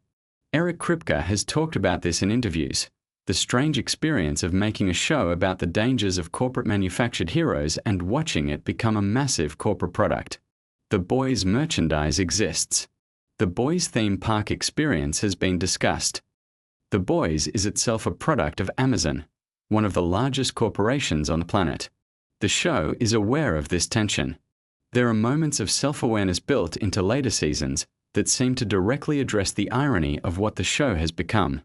Whether that self-awareness fully resolves the tension is a question fans and critics continue to debate, but the fact that the writers are thinking about it is itself significant. Let's talk about Toma Capone, who plays Frenchie, because his background brings something extraordinary to the show. Capone is Israeli, and he came to the role with a performance approach deeply influenced by his theatrical training. Frenchie is written as a character who uses humor and flamboyance as protective mechanisms, someone who makes himself entertaining so that people will keep him around. There's a sadness underneath all of Frenchie's color that Capone communicates through physical stillness in moments when the character thinks no one is watching. It's subtle acting work in a show that often operates at maximum volume, and it creates a fascinating counterpoint. When Frenchie is quiet, you feel the weight of everything he carries. Karen Fukuhara, who plays Kimiko, had a unique challenge in the show's early seasons. Her character is non-verbal for significant stretches of the story. She communicates almost entirely through physical performance and facial expression. This is an extraordinarily demanding form of acting, and Fukuhara has spoken about studying physical performance techniques specifically to handle the role. What's fascinating is that Kimiko became one of the most beloved characters in the show despite, or arguably because of, the limitation of her early characterization. The audience projected onto her in ways they couldn't with the more vocally expressive characters. There's something psychologically interesting about how silence creates intimacy. Fukuhara's physical storytelling built a connection with viewers that some of the more dialogue-heavy characters never quite achieved. Here's a fact about the show's production schedule that puts everything in context. The Boys films in Toronto, and the production team has to essentially construct an alternative version of a major American city within a Canadian city. The locations team has to constantly find or build spaces that read as specifically American to international audiences, while navigating the practical realities of what Toronto actually looks like. This involves extensive set decoration, strategic angle choices, and sometimes complete set builds. The Vought Tower exterior work required significant technical creativity to create the impression of a Manhattan-scale corporate headquarters. This kind of logistical challenge is invisible to the viewer but shapes every decision about how scenes are shot and staged. Now let's get into something that goes deeper than most fan discussions. The show's treatment of trauma is more sophisticated than it gets credit for. Nearly every major character in The Boys is operating from a place of unprocessed trauma. Butcher is grieving and cannot stop. Starlight is dealing with systemic abuse she was taught to minimize. Kimiko carries violence inflicted on her from childhood. Huey starts the show experiencing acute traumatic loss. The Deep has experienced various forms of coercion and is in profound denial about all of it. Maeve has essentially dissociated from her own life. Even Homelander, the primary antagonist, is written as someone whose evil is rooted in the violence done to him as a child by the very corporation that then deployed him as a weapon. The show doesn't use trauma as backstory decoration. It uses it as the engine of behavior. Every choice these characters make, including the destructive ones, makes sense when you trace it back to what was done to them. This is sophisticated psychological writing, and it means that even when characters do terrible things, the show maintains emotional coherence. You understand why even when you can't excuse it. Here's something about Claudia Dumont, who plays Victoria Newman, the character revealed to be a soup hiding in plain sight within the political establishment. Dumont is Australian. Her American politician performance is constructed with specific awareness of political body language and rhetoric. She and the writers built a character who represents something very specific. The idea that the most dangerous kind of power is the kind that presents itself as accountable and ordinary. Newman is terrifying not because she seems like a monster, but because she seems like a reasonable person. The audience's trust in her is deliberately cultivated so that the betrayal hits harder. Every scene where she seems sympathetic is a trap. Let's talk about Jim Beaver, who has a recurring role in the show. Beaver is best known to many audiences from his work with Eric Kripke on Supernatural. His presence in The Boys is part of a broader pattern of trust that Kripke brings to his productions. He works repeatedly with actors he's collaborated with before because he understands that part of what makes a show work is the comfort and shorthand that develops between creators and performers over time. The ensemble feel of The Boys isn't accidental. It was cultivated through deliberate choices about who was invited into the creative community around the show. Here's a technical detail about the violence in the show that most people don't think about. The gore in The Boys is specifically calibrated. The show's makeup and practical effects teams work in tandem with the VFX team to create violence that feels consequential rather than spectacular. There's a philosophy at work here. Superhero violence in mainstream media is typically presented as consequence-free. People get thrown through buildings and walk away. The Boys is fundamentally an argument against that convention. The violence in the show is designed to remind you that bodies are fragile and that power used without restraint destroys things that cannot be repaired. Every piece of practical gore is a political statement about the glamorization of violence in superhero media. Now here is something that will make you think differently about Season 1 specifically. The pilot episode of The Boys was written with the awareness that most of the audience would arrive with strong preconceptions about superhero stories. The creative team knew they needed to violate those preconceptions in the first episode with enough force to reset the audience's expectations entirely. The death that occurs in the pilot, which is one of the most shocking moments of the entire series, was specifically calibrated to happen before the audience had enough attachment to feel grief, but with enough force to feel the wrongness of it. The mechanics of that scene were discussed extensively in the writer's room. The question was, how do you make an audience understand that nothing in this world is safe without making them too emotionally distant to keep watching? The answer was precision. Hit hard enough to disrupt, but not so hard that you break the connection. Let's talk about Amazon's role in the show because it's more complicated than it appears. Amazon is the distributor and a major financier of The Boys, and the show regularly satirizes corporations that use entertainment and heroism as marketing tools. Amazon is itself a massive corporation with significant controversies around labor practices and market power. The show has made jokes and references about this tension within its own narrative. Kripke has been publicly thoughtful about the relationship, acknowledging the irony while arguing that making the show from inside the machine is part of what gives it access to the audience it needs to actually matter. Whether you find that convincing or not is a legitimate question. But the fact that the show exists in this specific tension is something that shapes every creative decision about how far the satire is allowed to go. Something that rarely gets discussed is the role of intimacy coordinators on the show. The Boys contain significant sexual content, and the production has been open about using intimacy coordinators to manage those scenes in ways that protect performers and ensure that the content serves the story rather than existing gratuitously. This is a relatively recent development in the industry, and one that represents a significant shift in how productions handle vulnerable content. The presence of this kind of professional infrastructure on set affects the quality and authenticity of what ends up on screen. Performers who feel safe are able to do their best work. Here's something about the show's international reception that's worth knowing. The Boys has a genuinely global audience, and it resonates differently in different cultural contexts. In countries with strong traditions of political satire, the show is often read as conventional in its targets, the powerful and corrupt, even when the methods are unconventional. In countries where superhero mythology has a strong cultural hold, the show is often read as more radical. In some markets, the show's critique of American corporate power and American patriotism lands as specifically anti-American in ways the creators probably didn't entirely intend.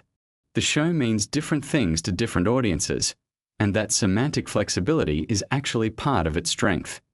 It's a target-rich environment for interpretation. Let's get into something about the show's future and what the production team has indicated about how they plan to end things. Kripke has been clear that The Boys has a specific ending in mind. This is rarer than you'd think in television, where shows often continue beyond their natural endpoint because the economics of a successful series push toward extension. The willingness to plan and commit to an ending reflects a creative confidence that not every showrunner has, and it suggests that the final season, whenever it arrives, will be built to satisfy rather than to leave doors open for more product. Given that the show's entire philosophy is about the damage done when powerful things refuse to end, there would be a certain poetic justice in the show itself being willing to stop. Now let's talk about Gen V, the spin-off series, because it reveals something interesting about how the boys' universe is being expanded. Gen V is set at Godalming University, a college for young soups, and it operates with a slightly different tonal register than the parent show. It's younger, more focused on identity and institutional corruption at the formative level, the damage done to people before they fully become who they're going to be. The existence of Gen V as a spin-off raises interesting questions about world building. Every expansion of a universe that works through specificity runs the risk of diluting what made the original specific. The creative challenge for Gen V was to find its own reasons for existing rather than simply being more boys. Whether it succeeded is something fans continue to debate, but the attempt itself shows an awareness of the risks of expansion. Something interesting about the casting of younger characters across both shows is the deliberate casting of performers who carry a specific kind of contemporary energy. There's an awareness in the casting choices that The Boys is a show that has to feel current, not nostalgic. The soups are a metaphor for things that are happening right now, and the people embodying those metaphors need to feel like people who exist in the present moment. Here's a detail about Homelander's costume that rewards close attention.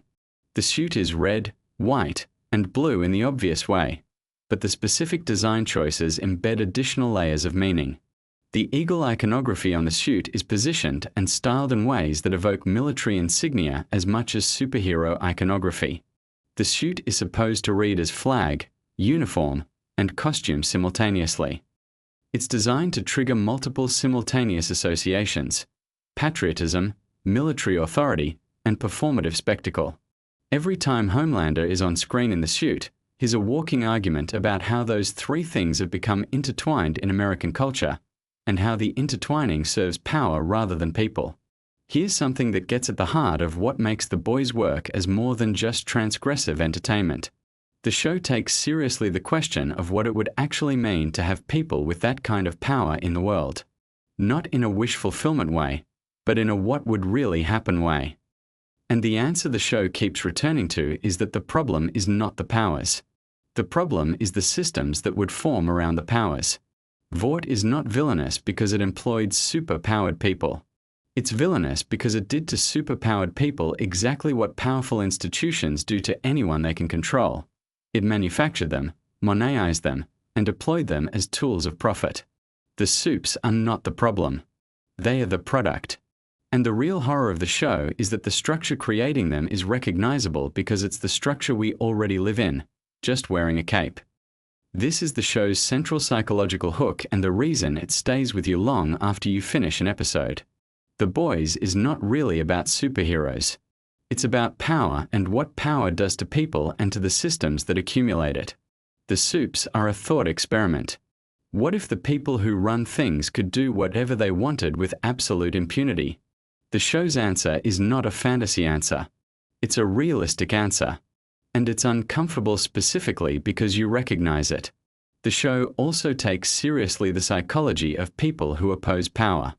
Butcher and the Boys are not heroes in any conventional sense. They do terrible things. They are motivated by grief, anger, and revenge as much as by any genuine moral principle. The show refuses to give the audience a clean protagonist to root for because clean protagonists would undermine the argument. If the good guys were genuinely good, then the message would be that individual virtue can overcome systemic corruption. The Boys doesn't believe that. It believes that the system corrupts everyone it touches, including the people fighting it. And that's a much darker and more honest argument. Here's something about the show's longevity and cultural staying power. The Boys arrived at a specific cultural moment when superhero fatigue was starting to set in among parts of the audience that had grown up with the Marvel and DC dominance of popular culture. It offered something that the mainstream superhero product couldn't: consequences, complexity, and a refusal to make you feel good about power. It essentially created a new lane in a crowded genre by being the anti-product within the product category. And the audience that was hungry for exactly that found it and made the show a phenomenon. Every fact we've covered today, from Anthony Starr's psychological research to the deliberate visual grammar of the production design to the specific calibration of the pilot's first act violence, points toward the same thing. The Boys is one of the most deliberately constructed shows on television. Nothing in it is accidental. Everything is an argument. Everything is a choice. The gap between what it looks like and what it actually is, which is the gap between glossy superhero entertainment and deeply uncomfortable social critique, is itself the whole point. And here's the final thing, the payoff for staying through all of this. The reason these facts matter is not trivia. It's not about knowing more than other fans. It's about watching the show with your eyes fully open to what it's doing. Because when you understand the intent behind the construction, every scene gets richer. Every performance gains additional dimension. Every visual choice starts to speak. The Boys is a show that rewards the kind of attention most people never give television because most television doesn't deserve that attention. This one does. So watch it again. Watch it knowing what you know now. Watch stars smile and think about the child who has never shown love. Watch Butcher's armor and wait for the moments it cracks. Watch the saturated, warm light of Vought Tower and recognize it for what the show is telling you it is. Watch the music choices and hear the argument underneath the melody. You're not just watching a show about superheroes doing terrible things. You're watching one of the most sophisticated critiques of power and mythology that popular television has ever produced. And now you know how to see it. Somewhere between waking and sleeping is the perfect place to learn that the most powerful being on Earth got his abilities from a syringe. Not a distant planet, not a radioactive accident, just a very profitable corporation with very few ethical guidelines. The Boys is a show that most people describe as a superhero story, but that description barely scratches the surface of what it actually is. At its core, the whole thing is a really sharp piece of satire. It is asking a question that sounds simple but gets more complicated the longer you sit with it. What would the world actually look like if superheroes were real? And what if they were less concerned with saving people and more concerned with maintaining their brand image? The answer the show keeps arriving at, again and again, is that it would look a lot like the world we already live in, just with more explosions and considerably more chaos. The show is based on a comic book series written by Garth Ennis, who is known for writing some of the most deliberately provocative and boundary-pushing comics in the medium. He created the source material with artist Derek Robertson, and it ran for about 72 issues between 2006 and 2012. The comics are famously even more extreme than the television adaptation, which is saying quite a lot given how far the show already pushes things. The television version takes the skeleton of the comic, the broad characters, the central premise, the satirical heart of it, and then builds something new around that skeleton. It keeps the spirit alive while finding its own voice. The show is set in a world where a company called Vought International has essentially cornered the market on superheroes. They did not just stumble into this position. They built it deliberately and carefully over decades. Vought is not a government agency or a charity or even a defense contractor in the traditional sense.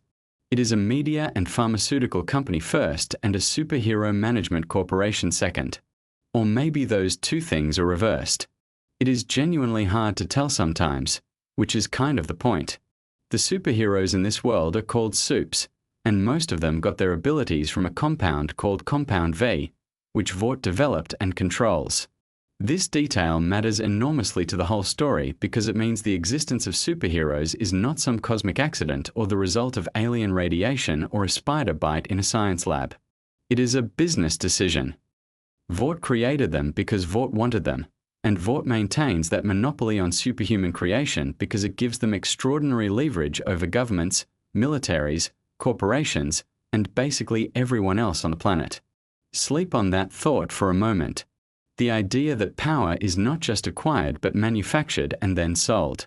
The top team of superheroes in this world is called the Seven, which is obviously a reference to the number 7 but also plays on the idea of these grand teams of heroes you see in other comic universes. They live and work out of something called the Tower.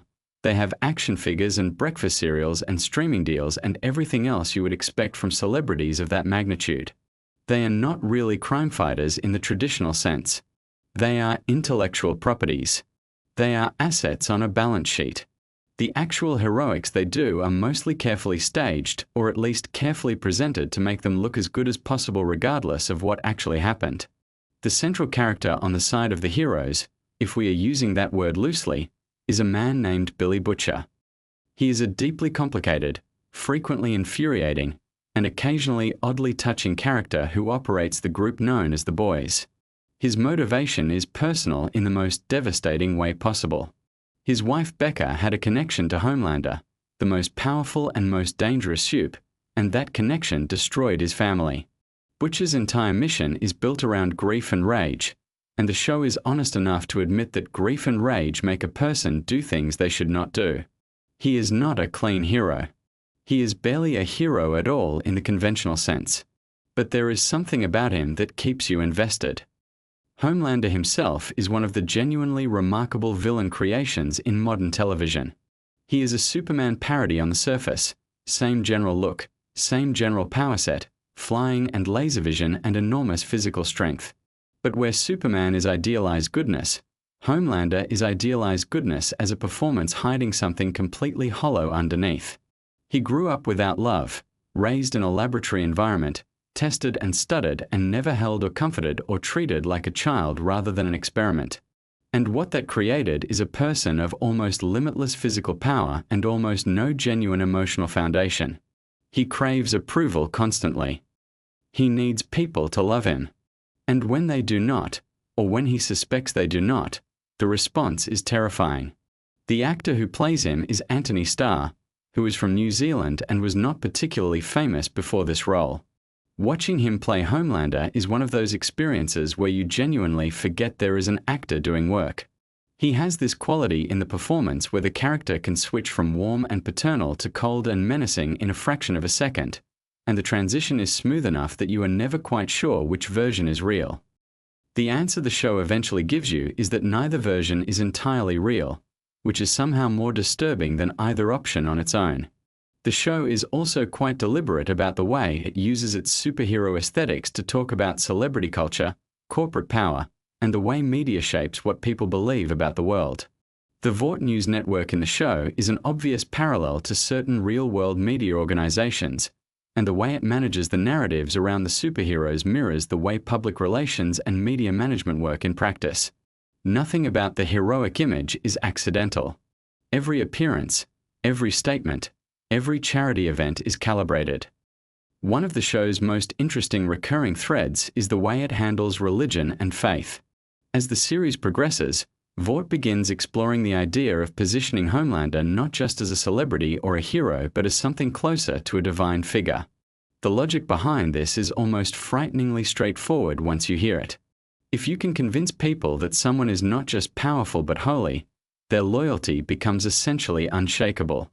Criticism becomes not just wrong but sinful. And the person at the center of that devotion can do whatever they want because their authority is now framed as sacred rather than institutional. This is why the show is so layered even when it seems like it is just being shocking for its own sake. The shocking moments exist on the surface, but underneath them there is always an argument being made about something real.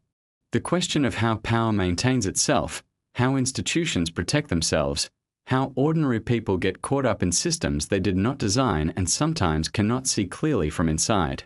Annie January, who uses the name Starlight publicly, is another deeply interesting character. She arrived at the Seven with genuine idealism, actually believing in the heroic mission, and the show spent considerable time documenting the slow erosion of that idealism as she learned what the organization actually was. What makes her compelling is that she does not simply become cynical. She fights to hold on to something real even as everything around her tries to corrupt or dismiss it. Her relationship with Huey Campbell, the other major character on the side of the Boys, is one of the emotional anchors of the whole series.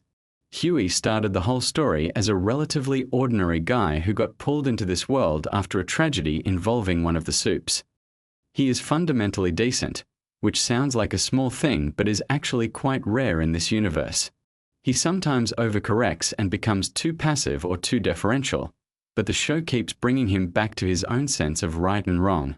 His relationship with Annie is interesting partly because they represent two different approaches to the same question, which is how do you maintain your humanity inside systems designed to strip it away from you?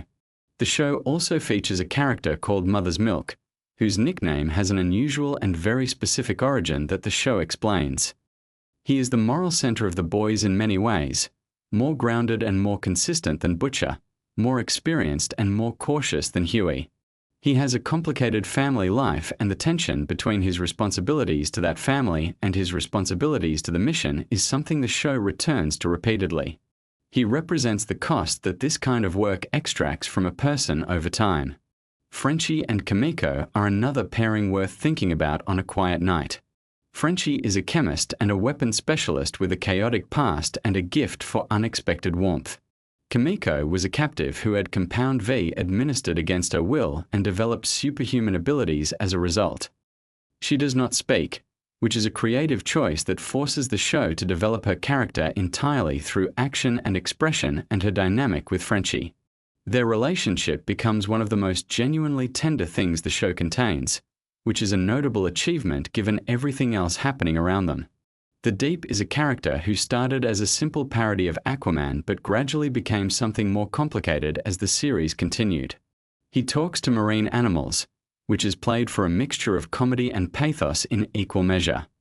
He is deeply insecure, frequently incompetent, and was pushed out of the Seven under circumstances the show handles with surprising seriousness. His attempts to rehabilitate his public image and find meaning take him through some genuinely strange places, and his relationship with the ocean creatures he interacts with becomes oddly moving. A-Train is another hero who began as a parody figure, a speedster whose whole brand is about being the fastest, but who gradually accumulated more complexity. Questions about performance enhancement, about what it costs to maintain superhuman performance long-term, about race and representation within the Vought system. The show uses his storyline to examine how institutions make promises about diversity and inclusion while actually doing the opposite of those things at every structural level. Queen Maeve is a Wonder Woman analog who appears to have everything but has been grinding herself down for years, maintaining a performance of heroism she no longer believes in. Her arc involves the exhaustion of pretending and the complicated possibility of stopping. Stillwell was a character who represented Vaught's corporate face, someone who understood exactly what the company was and managed it with cold efficiency. Her relationship with Homelander was one of the most psychologically unusual dynamics in the early seasons. The comic book origins of many characters are worth knowing about. In the comics, some characters have very different fates and motivations than their television counterparts. The show's creative team made deliberate choices about which elements to adapt directly and which to rethink entirely. In some cases, the television versions of characters are considerably more sympathetic than their source material counterparts. In other cases, the show intensifies certain qualities that the comics only sketched. The show films primarily in Toronto, Canada, which doubles convincingly for various American cities. The production design is one of its quiet strengths. The Seven Tower has a very specific visual language, all gleaming surfaces and corporate aspirational architecture. The Boys' base of operations looks like the exact opposite, cramped and functional and chaotic. The contrast is doing real work in terms of establishing what each side of the conflict represents. The music choices in The Boys are consistently interesting. The show has a habit of placing extremely cheerful or romantically familiar songs against scenes of considerable violence or darkness, and this juxtaposition creates a specific tonal effect. It keeps you slightly off balance. It refuses to let the violence feel entirely heavy or entirely weightless. There is something about hearing an upbeat track during a moment of chaos that mirrors the way the show treats its corporate villains. Everything packaged pleasantly regardless of what it actually contains. One of the recurring themes of the show is about what happens to idealism when it encounters power. Almost every character in The Boys has some version of this arc. They believed in something, or they chose to believe in something, or they were sold something worth believing in, and then reality arrived. How each character processes that collision between belief and reality defines what they become. Some become cynical. Some become violent. Some find a way to hold on to something worth holding onto. The show does not always tell you which response is correct, and that ambiguity is part of what makes it interesting to think about.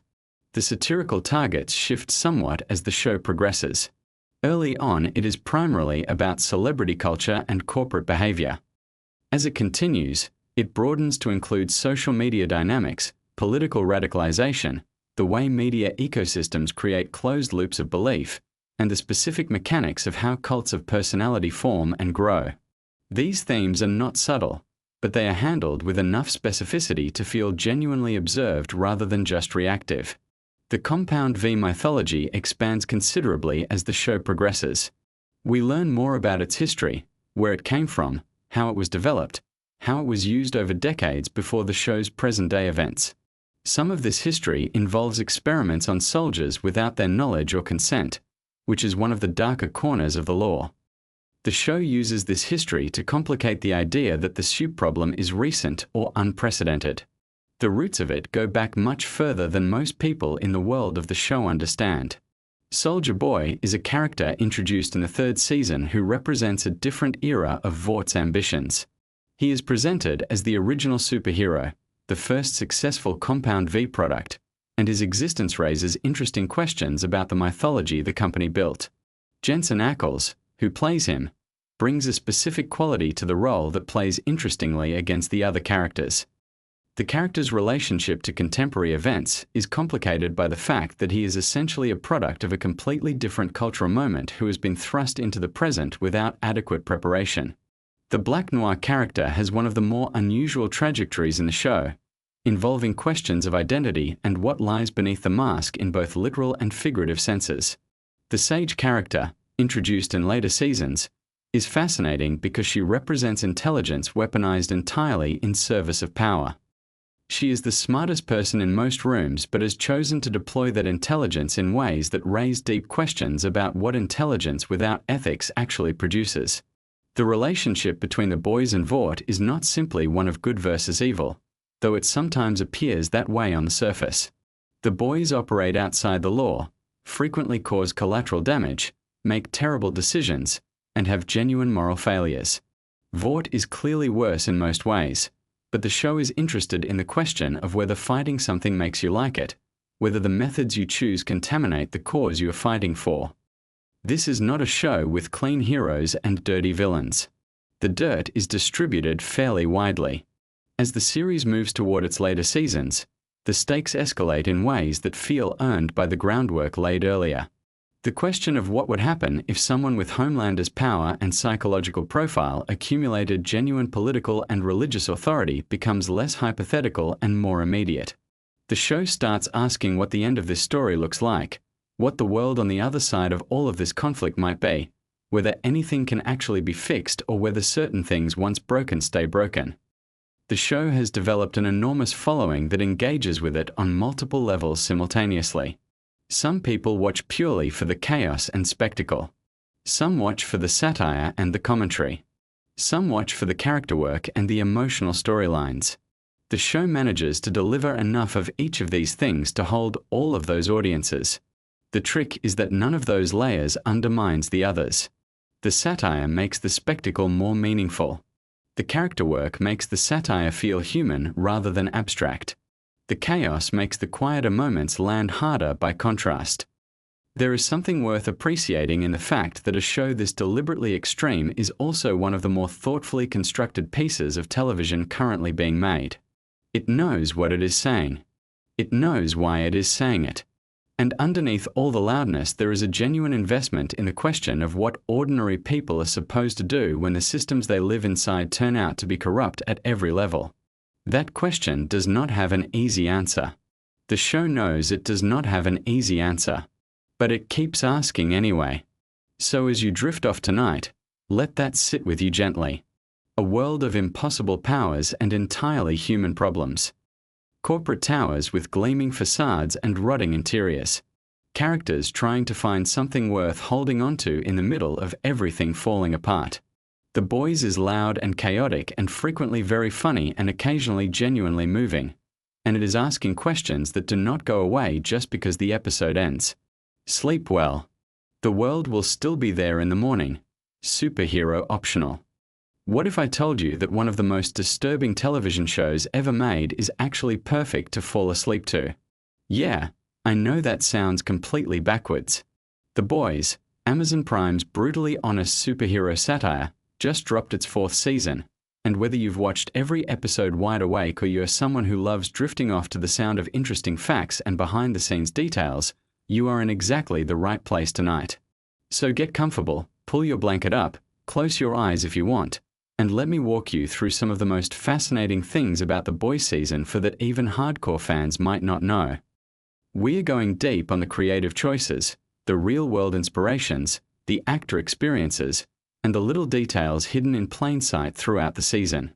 No jump scares, no sudden loud moments, just a calm and thorough journey through one of the most ambitious seasons of television in recent memory. The Boys Season 4 arrived on Prime Video in June of 2024, and from the very first episode it made clear that showrunner Eric Kripke and his team had no intention of pulling any punches. The season picks up in the aftermath of the events of Season 3, with the political and social landscape of the show's universe feeling more relevant and more uncomfortably close to our own reality than ever before. That sense of uncomfortable familiarity is something the creative team has always leaned into, but Season 4 took it to an entirely different level, drawing from headlines, political movements, and cultural anxieties in ways that sparked massive conversations online. One of the most talked about aspects of Season 4 was the character of Homelander, played with terrifying brilliance by Anthony Starr. What many viewers don't realize is how much physical and psychological preparation Anthony Starr puts into each season of this show. For Season 4, Starr has spoken in interviews about the challenge of portraying a character who is simultaneously becoming more unhinged and more powerful.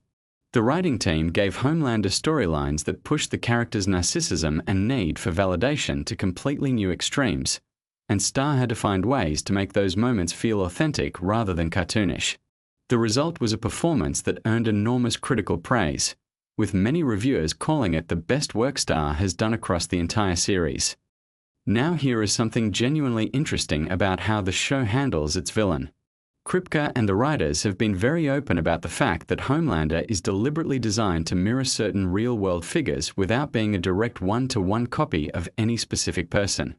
The goal, as the creative team has explained it, is to capture something more universal about the psychology of unchecked power, about what happens when someone with enormous capabilities is never held accountable and is constantly surrounded by people who either fear them or worship them. That psychological portrait is researched carefully, and the writers have consulted materials on authoritarian personality types, cult dynamics, and the psychology of celebrity to shape how Homelander behaves in Season 4. Speaking of research, the production team for The Boys is known for doing extraordinary amounts of homework before every season. For Season 4, the writers' room reportedly spent months studying political movements, media manipulation tactics, and corporate lobbying practices to ensure the satirical elements of the show felt grounded and specific rather than vague. This is part of why the show resonates so deeply with audiences. It is not just throwing wild ideas at the wall. Every exaggerated moment in The Boys tends to have a real-world anchor point that makes it hit harder than pure fantasy ever could.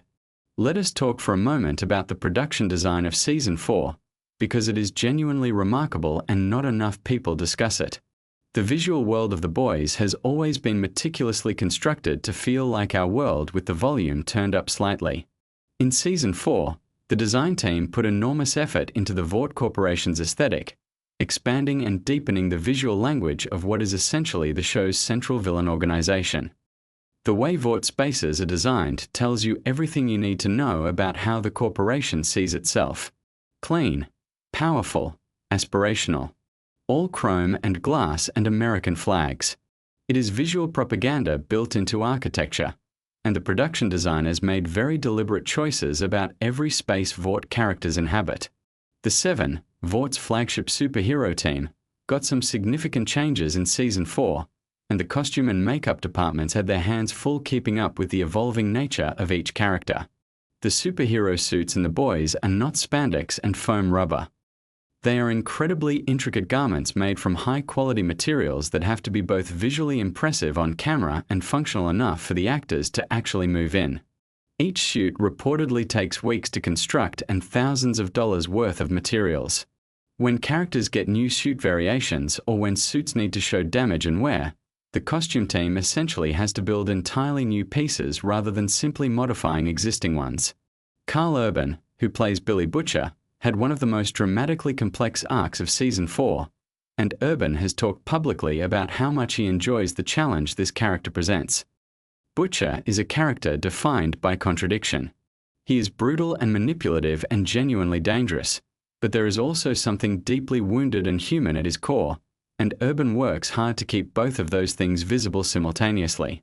For Season 4 in particular, the writing gave Butcher storylines dealing with mortality and legacy that required Urban to bring genuine emotional weight to scenes that could easily have felt melodramatic in less skilled hands. It is the kind of writing and performance combination that elevates genre television into something that genuinely matters. Here is a detail many casual viewers miss.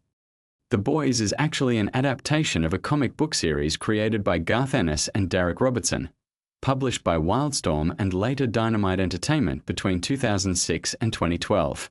The show has always taken significant liberties with its source material, expanding, changing, and sometimes entirely reimagining characters and storylines. By Season 4, the television version has diverged so substantially from the comics that viewers who have read the original source material are often just as surprised by plot developments as those who have never picked up a single issue. This is a conscious choice by the showrunners, who wanted the series to be its own living thing rather than simply a faithful adaptation. The relationship between the comic and the show is actually a fascinating study in how source material can be honored in spirit, while being radically transformed in execution. Garth Ennis, the original comics writer, has been publicly supportive of the television adaptation even though it takes the story in very different directions. Part of what makes this interesting is that Ennis himself was writing a satirical critique of superhero culture, corporate power, and American exceptionalism back in the mid-2000s, and Kripke's team has found ways to update those themes for a very different cultural moment while keeping the core provocative energy of the original work intact. Now let us drift into something a little more technical and perhaps more soothing to think about. The visual effects work on The Boys Season 4 is staggering in its scale and ambition. This is a show that requires hundreds of individual visual effects shots per episode, everything from the relatively simple removal of wires and harnesses when actors appear to be flying, to extraordinarily complex sequences involving superpowers being used in violent and creative ways. The VFX team on The Boys has grown substantially with each season as the show's ambitions have expanded, and Season 4 reportedly had one of the largest visual effects budgets of any streaming show in 2024. One of the most technically challenging aspects of the visual effects work involves scenes where multiple super-powered characters interact with each other and with environments simultaneously. Coordinating those sequences requires incredibly detailed pre-visualization work, where the entire sequence is essentially mapped out in a rough digital format before filming even begins. This previs process can take weeks or even months for particularly complex sequences, and it involves close collaboration between the directors, the stunt coordinators, the VFX supervisors, and the actors themselves. By the time a major action sequence actually gets filmed, everyone involved has essentially rehearsed it dozens of times in various forms. Erin Moriarty, who plays Annie January, also known as Starlight, has one of the most nuanced roles in Season 4. Her character has been on an extraordinary journey across the series, moving from naive idealism to hard-won cynicism to something more complicated and interesting than either of those things.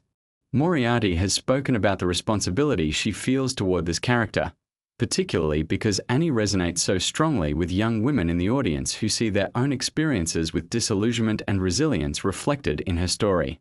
Season 4 gave Moriarty material that explored new dimensions of Annie's character, and she has been clear in interviews that the collaborative atmosphere on set is a significant part of what makes those performances possible. The ensemble cast of The Boys is one of its greatest strengths, and Season 4 made excellent use of the established chemistry between these performers.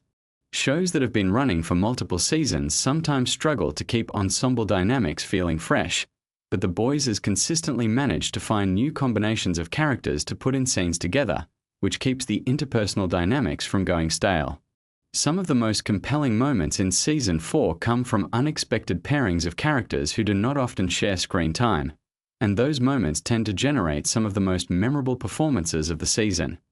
Let us talk about the music for a moment, because it is genuinely one of the show's secret weapons.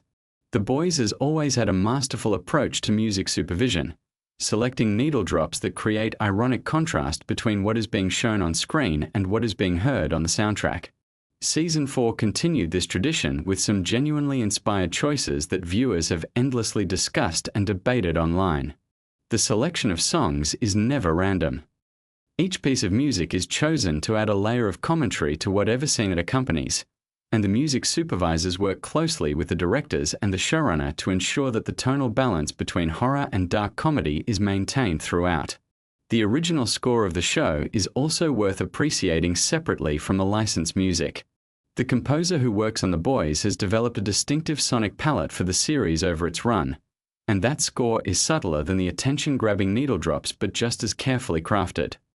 The orchestral and electronic elements of the score work to create a sense of unease that runs beneath even the show's lighter moments, reminding viewers that this is fundamentally a dark world even when things appear to be going well for the characters. Here is something interesting about how Season 4 was written. The writer's room for The Boys is known for being a particularly creative and collaborative space, but it is also an intense one. Kripke has described the process of breaking stories for each season as involving enormous amounts of debate, with writers pushing each other to go further and be more specific in their critiques and their character work. For Season 4, some story ideas were apparently discussed for weeks before being either refined into something that made it to screen or set aside entirely. The ideas that get cut are often just as wild as the ones that end up in the show, which gives you some sense of the creative ambition at work in that room. The political satire in Season 4 was particularly pointed, and this generated a fascinating cultural phenomenon where people across the political spectrum simultaneously claimed the show was critiquing the other side. This is actually a testament to the sophistication of the writing. The show manages to create a funhouse mirror version of contemporary politics that reflects genuinely troubling dynamics in ways that feel recognizable without being so specifically partisan that they alienate half the audience immediately. Kripke has talked about this balance in numerous interviews, describing it as one of the ongoing creative challenges of making the show. Now, as you settle in and let your breathing slow down a little, let me tell you about the filming locations for Season 4. The Boys is primarily filmed in Toronto, Canada, which stands in for various American cities throughout the show's run. The production makes extensive use of Toronto's diverse architecture and neighborhoods, along with studio work at the city's major production facilities. For Season 4, the production reportedly used a wider variety of locations than previous seasons, partly to reflect the expanding scope of the story and partly to keep the visual experience of the show feeling fresh. Location scouts for a production like The Boys have an extraordinarily detailed job, finding spaces that can plausibly represent specific American settings while also being practical for filming. The stunt work in The Boys deserves its own dedicated appreciation. The stunt coordinators on this show are responsible for designing and executing some of the most creative and violent action sequences on television, and they do so while ensuring the safety of everyone involved. For Season 4, the stunt team developed several sequences that required entirely new approaches because the specific superpowers and situations involved had never been done before on the show. This is one of the ongoing creative challenges of working on a series with an ever-expanding set of superhuman abilities. Every new power essentially requires the stunt and visual effects teams to develop new techniques. Something that casual viewers might not appreciate is how much rehearsal time goes into even relatively brief action scenes. A sequence that takes up 30 seconds of screen time might represent multiple full days of rehearsal and filming. The actors who perform their own stunts in those sequences, and several of the main cast members do quite a bit of their own stunt work, spend considerable time working with the stunt coordinators to ensure that the movements feel authentic and that they can be executed safely at the required intensity. This collaborative process between actors and stunt professionals is one of the less glamorous but genuinely fascinating aspects of how a show like this gets made. Let us take a quiet moment and think about the writing of individual episodes in Season 4.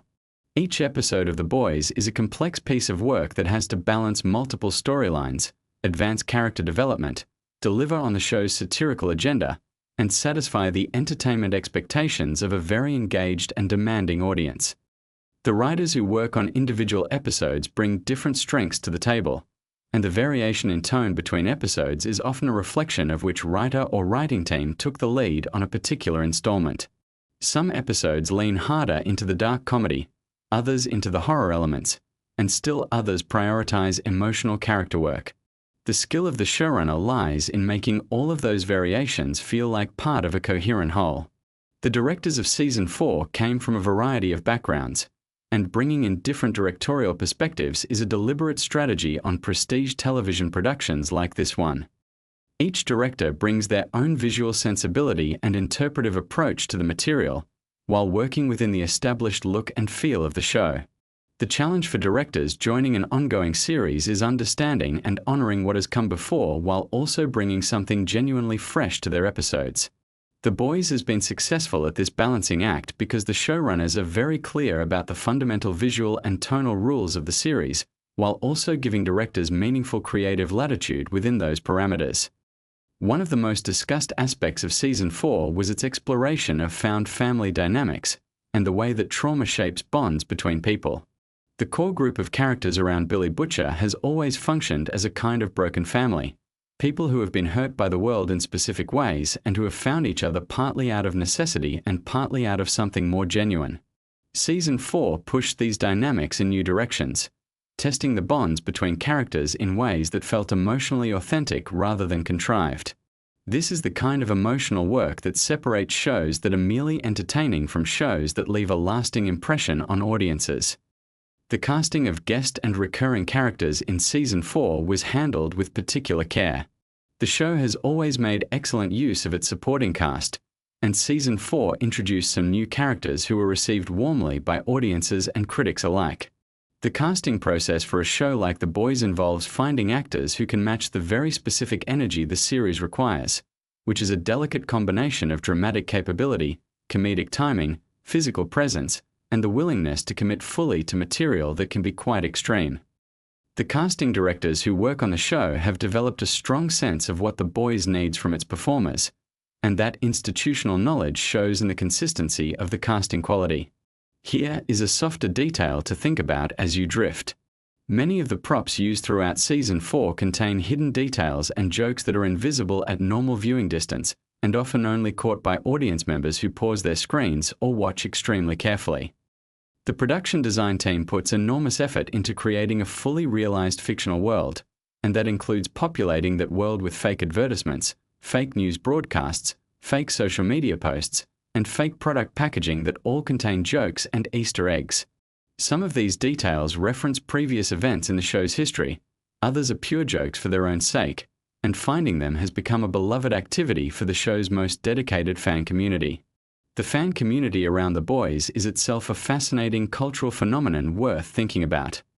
The show has generated one of the most active and creative fan communities in contemporary streaming television, with fans producing art, fan fiction, analysis essays, video essays, and detailed annotation of each episode that sometimes reveals details the creators themselves had forgotten including.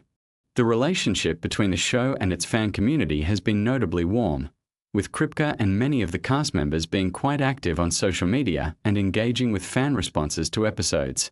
This kind of creator-to-audience dialogue has become more common in the streaming era, but The Boys has made it particularly central to how the show exists in the culture.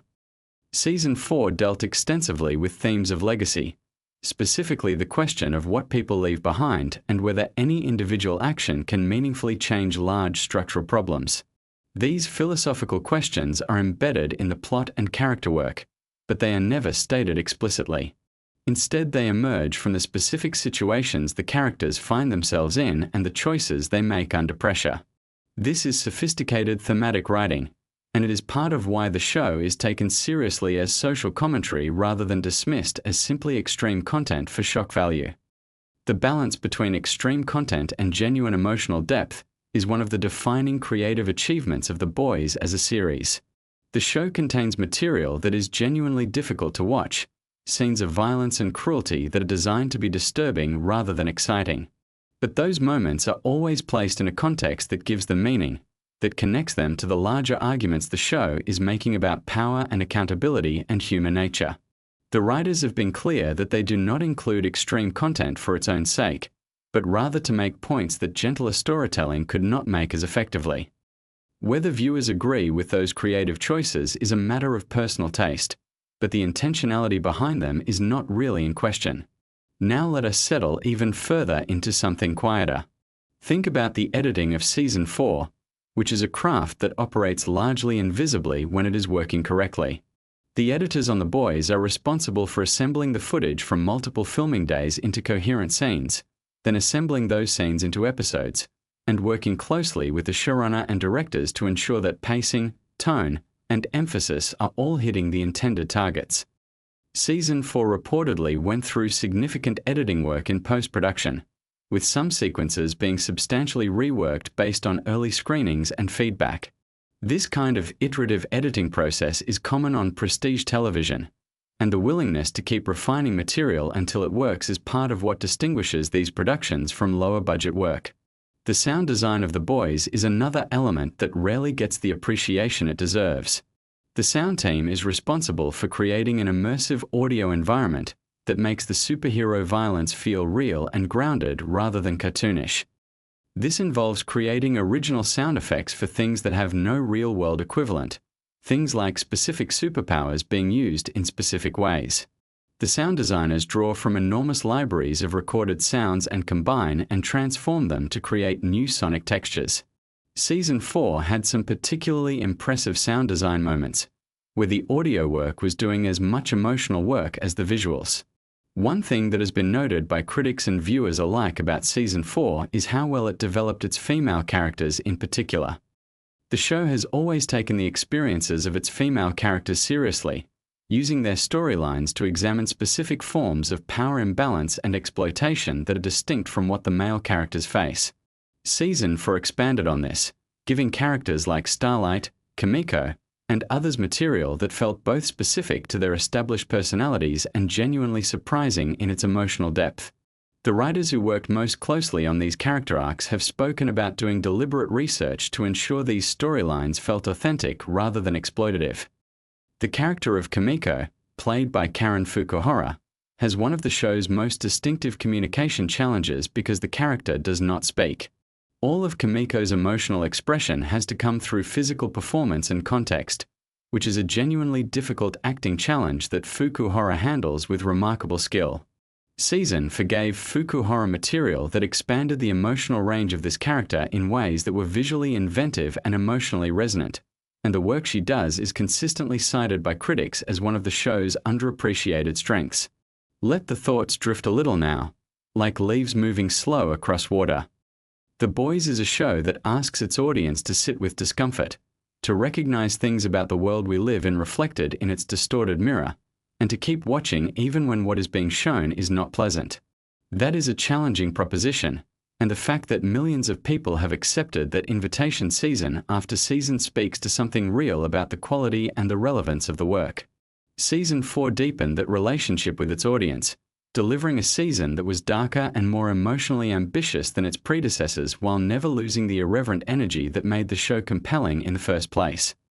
There is something worth appreciating about how long-form television storytelling works at its best.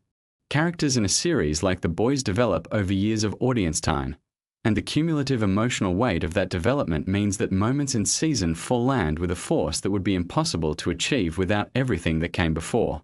When a character makes a choice that reflects who they have become over 4 seasons of story, the impact of that moment is multiplied by all of the history the audience brings to it. This is the specific gift of serialized storytelling, and The Boys uses it with genuine sophistication. As you settle deeper and the words become more like soft sounds than things you have to actively process, consider this. The people who make The Boys, the writers and directors and actors and designers and visual effects artists and editors and everyone else in the enormous collaborative enterprise that produces a season of television, are doing work that they clearly care about deeply. The ambition and craft on display in Season 4 is not the product of cynical commercial calculation alone. There is genuine artistic investment in the show, a belief that it matters, that what it says about power and accountability and human nature is worth saying, and worth saying well.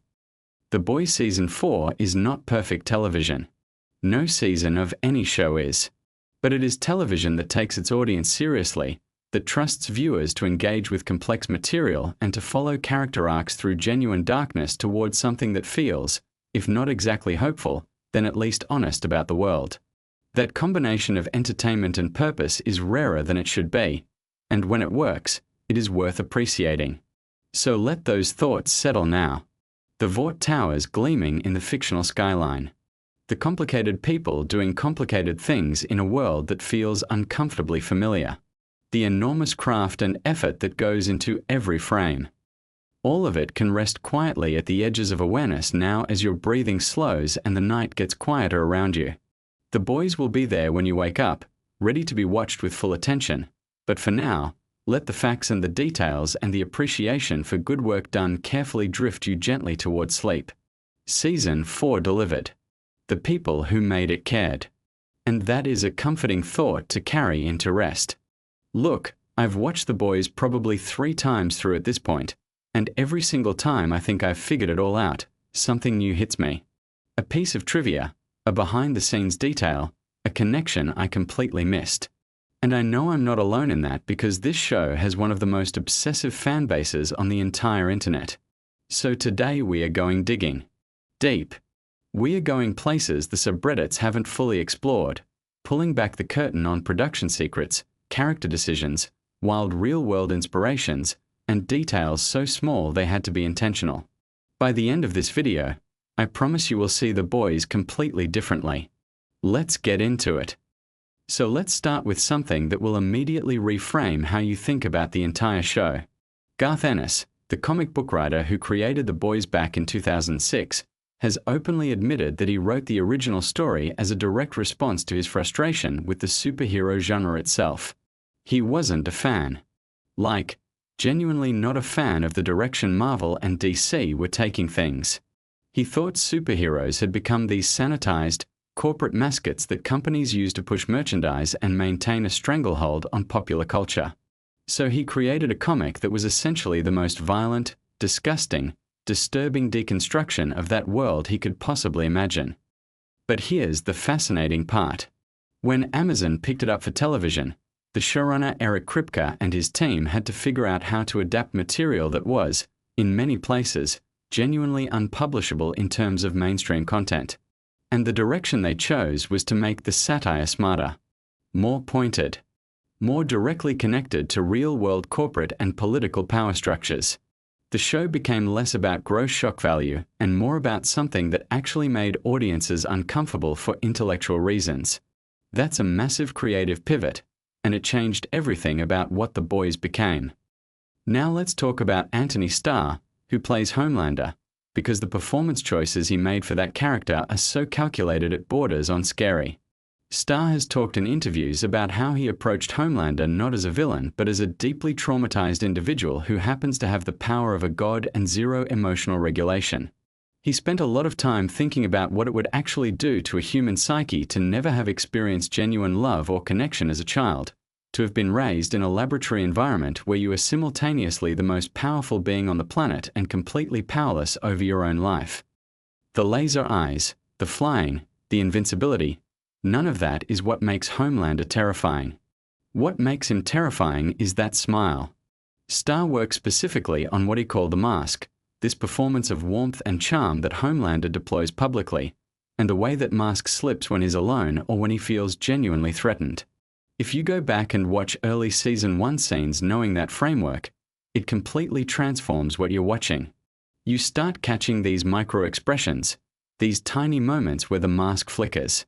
It's genuinely one of the most technically brilliant performances in television history, and it doesn't get talked about enough. Jumping over to Carl Urban, who plays Billy Butcher, and there's a detail here most people don't know.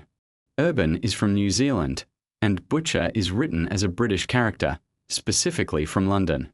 Urban has a natural New Zealand accent, which is nothing like a London working-class accent. The preparation he put into that accent was extensive, and Urban has said that the voice, the way Butcher speaks, became the key to unlocking the entire character for him. The accent wasn't just cosmetic. It was psychological. Because when you adopt a completely different voice, a different rhythm of speaking, a different way of landing words, you actually start thinking differently. Urban describe it as finding a character from the outside in, which is the opposite of how most actors approach a role. Most people find the internal emotional truth first and let the external details follow. Urban built the shell and discovered who Butcher was by living inside that shell. And honestly, it works. There's never a moment where Butcher feels like Carl Urban playing dress-up. He feels like a completely real, completely separate human being. Here's one that genuinely blew my mind when I first found it. The character of A-Train, who is the seventh speedster and who the show uses to explore themes of racial inequality, celebrity, and exploitation, was actually developed with a very specific real-world parallel in mind. The creators drew heavily from the history of black athletes in American professional sports, particularly from the early to mid-20th century, when black performers and athletes were welcomed into white entertainment spaces as long as they were providing value, and then discarded or diminished the moment their utility expired. A-Train's entire arc, especially in the earlier seasons, is essentially a metaphor for that dynamic translated into a superhero context. He's fast enough to be useful to Vought, presentable enough to be marketable, but never given genuine power within the organization. And the moment his heart condition threatens his usefulness, the corporation moves to replace him without a second thought. Jesse T. Usher, who plays A-Train, has talked about how much that historical context shaped the way he played the character's specific brand of internal conflict, the tension between knowing you're being exploited and still wanting to be in the room because the alternative is worse. Let's shift gears and talk about the production design for a second, because this is something that almost never gets discussed but is absolutely wild. The Vought Tower set, which is essentially the corporate headquarters of the entire show's antagonist structure, was designed with deliberate architectural references to real-world buildings associated with American corporate and media power. We are talking about things like the visual language of Trump Tower in New York, the aesthetic of certain Fox News studio spaces, and the broader vocabulary of glass and steel and gold that American wealth uses to signal dominance. Every detail in that set, from the color palette to the proportions of the lobby to the way natural light is managed, was chosen to evoke a specific feeling in viewers on a subconscious level. The idea was that audiences should feel vaguely uncomfortable in that space even when nothing bad is technically happening on screen. Production designer Arv Graywall and his team were essentially using architecture as psychological manipulation, which is, when you think about it, exactly what Vought itself does throughout the show. The set mirrors the company's methods. That level of thematic coherence in production design is genuinely rare. Now here's something about Erin Moriarty, who plays Annie January, also known as Starlight, that I think completely changes how you appreciate her performance. When Moriarty came into the role, she made a very specific decision about Annie's relationship to her own powers. In a lot of superhero stories, the powers are the exciting part, the thing the character is proud of and wants to show off. Moriarty decided that for Annie, the powers are actually a source of deep ambivalence. They're connected to her mother's ambitions for her, to a childhood where she was trained and shaped and molded rather than simply loved. So whenever you see Starlight using her abilities, particularly in the earlier seasons, watch Moriarty's face in the moments right before and right after. There's this flicker of something complicated, something that isn't quite pride or excitement. It's closer to resignation. She's doing what she was made to do, and she's not sure whether that's a good thing. That's an incredibly subtle choice that never gets stated explicitly in the dialogue, but it's there in almost every scene where the powers appear. Speaking of things hidden in plain sight, let's talk about the Deep, played by Chase Crawford, and the specific way the show handles his storyline as a commentary on something very real and very dark. When we first meet the Deep, he commits an act of sexual harassment against Starlight in his first substantial scene. The show doesn't gloss over this. It doesn't make him a cartoon villain because of it. Instead, it then proceeds to show us in excruciating detail the way that someone with power can commit harm and then essentially coast through the institutional protection that power provides. The Deep is demoted, sent to a smaller market, publicly embarrassed, but never actually held fully accountable in any meaningful way. He retains his celebrity. He retains his powers. He retains access to the same circles of power that enabled his behavior in the first place. The writers have confirmed that this arc was directly inspired by the patterns that emerged from the Me Too movement's exposure of how power structures protect predators through partial accountability, enough consequence to create the appearance of justice, not enough to actually change anything. Alright, now we're going to get into some production facts that are just objectively insane. The show films primarily in Toronto, Canada, which means that the version of America you see in The Boys is actually built from scratch on Canadian soil. The attention to detail required to make Toronto feel like it could be anywhere in the United States is genuinely staggering. We're talking about extensive set dressing, prop work, and location scouting to find the right buildings and streets and spaces. But there's a layer to this that's almost poetically fitting. The Boys is a show about how America presents a carefully constructed image of itself to the world, an image of heroism and freedom and exceptionalism that masks something much uglier underneath. And the version of America in the show is itself a carefully constructed image built in a completely different country. The artificiality of the production location mirrors the artificiality of the world it's depicting. Whether that's intentional or just a happy accident of budget and tax incentives, I genuinely do not know. But it's hard not to find that meaningful. Let's talk about Compound V for a second, because the mythology around it in the show is based on something that might surprise you. The idea of a substance that can confer superhuman abilities, that is addictive, that corporations would kill to control, and that has unpredictable and sometimes devastating effects on people who receive it, draws on a very real historical tradition of pharmaceutical and medical experimentation on vulnerable populations.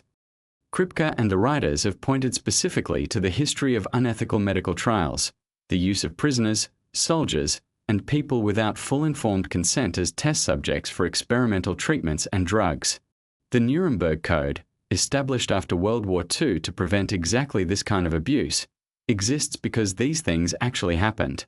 Compound V is a fictional substance, but the power dynamics around it, the secrecy, the corporate motivation, the exploitation of people who have no real choice, those are pulled directly from documented history. The show is asking you to recognize the real world in its fictional horror, which is what the best satire always does. Now I want to talk about something that almost never comes up in discussions of this show, which is the music supervision. The Boys has an absolutely impeccable soundtrack, and the song choices are never accidental. The show uses a technique where it deliberately selects music that creates ironic contrast with what's happening on screen.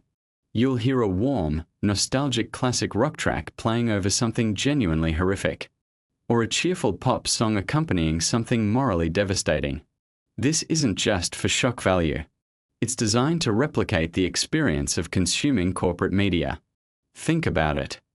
When you watch a feel-good advertisement for a massive corporation, the music is warm and human and emotional. It's designed to make you associate positive feelings with the brand, regardless of what that corporation might actually be doing. The Boys uses that same trick but inverts your awareness of it. You're hearing the manipulation as it happens and recognizing it, which is the entire point of the show. The music supervision team on this show deserves so much more recognition than they receive. Here's a fact about Jensen Ackles joining the show as Soldier Boy that most people know, but what fewer people know is the specific context of why his casting was so narratively brilliant. Ackles spent 15 years playing Dean Winchester in Supernatural, which was also created by Eric Kripke. So when Ackles shows up in The Boys playing a character who is essentially a corrupted, toxic version of the heroic archetype, a character who represents everything dangerous about old-school American masculine mythology, there's a layer of meta-commentary happening that the audience can feel even if they don't fully articulate it. The man who spent over a decade as television's most beloved monster-fighting hero is now playing the monster. The hero has been revealed as a legacy of violence and ego and entitlement that has been sustained by nostalgia and institutional power rather than actual virtue. Kripke has been pretty coy about how intentional this casting choice was in terms of that meta layer, but it's hard to believe it wasn't at least part of the conversation. Let's switch to something about the show's approach to religion, because this is an area where the writing is actually a lot more sophisticated than it gets credit for. The Boys doesn't simply mock religion. That would be easy and cheap. What it actually does is examine the relationship between genuine faith and institutional power. Many of the show's characters who have sincere religious beliefs, like Annie at the beginning of her arc, are depicted with real empathy. Their faith is shown as authentic and meaningful. What the show skewers is not belief itself, but the way that organized religious institutions and corporate entities co-opt the language and aesthetics of faith to consolidate power and control populations. Vought doesn't hate religion. Vought loves religion because religion is an existing system for generating loyalty and compliance, and Vought is very good at plugging into existing systems. That distinction between faith as a genuine human experience and religion as a corporate tool is one of the most intellectually honest things about a show that is otherwise extremely comfortable being over the top. Now here's something about the stunt work and action choreography that I think deserves way more attention. The show has a philosophy about superhero violence that is directly opposed to most of the genre. In Marvel and DC films, superhero violence is typically presented as spectacular and consequence-free. Cities get destroyed, people get thrown through buildings, and the emotional register is excitement and awe. In The Boys, physical violence is almost always presented as grotesque, chaotic, and deeply human in its horror. When someone gets hurt in this show, it looks and sounds and feels like something terrible has happened to a real person. The action choreography team specifically works to strip away the cinematic glamour that usually surrounds superhero combat. The goal is to make you feel the wrongness of what you're watching rather than the excitement of it. This is why the show's most violent scenes are so hard to look away from even when they're deeply uncomfortable. It's not spectacle. It's something closer to tragedy. Here's a wild behind-the-scenes fact that connects the show to real-world corporate behavior in a way that feels almost too on the nose. During the production of one of the seasons, Amazon, which is of course the streaming platform that produces The Boys, a show that is fundamentally a critique of massive corporate power and the way corporations exploit people, was simultaneously being criticized for its own labor practices and working conditions for warehouse employees. The fact that a show this pointed in its corporate satire is produced by and generates profit for one of the world's most powerful corporations was not lost on Kripke, who has made somewhat joking but also not entirely joking comments about the irony. He's referred to The Boys as being like a band that gets to play the most rebellious punk music possible on the biggest stage in the world, which is either an amazing creative situation or a profound example of exactly the kind of co-optation the show is criticizing. Possibly both simultaneously. Let's talk about the character development pipeline, specifically how the writer's room approaches the evolution of characters across seasons. One of the things that makes The Boys distinctive is that character arcs are not written to be inspirational in the traditional sense. In most television, even dark television, characters generally move toward growth, toward healing, toward some version of being better. The Boys is genuinely committed to the idea that trauma, systemic pressure, and power do not produce better people. They produce people who are broken in different configurations. Characters don't get better in this show. They get different. Sometimes they get worse. Sometimes they make genuine progress only to be dragged back by circumstances. This is psychologically much more realistic than most television's version of character development, and it's also significantly more depressing, which is part of why the show feels so heavy even when it's being darkly funny. Something I want to address that almost never comes up is the show's treatment of its female characters, particularly in how it handles the relationship between femininity and power. Shows like this can fall into the trap of depicting female power as simply masculine power in a female body, women who are strong because they fight and dominate and refuse to be soft. The Boys does something more interesting. Characters like Starlight, Queen Maeve, and even in her warped way Stormfront, wield power in ways that are explicitly connected to their identities as women. The way they're expected to perform femininity for the public, the way their power is always filtered through public perception of their gender, the way they're simultaneously hypervisible and dismissed.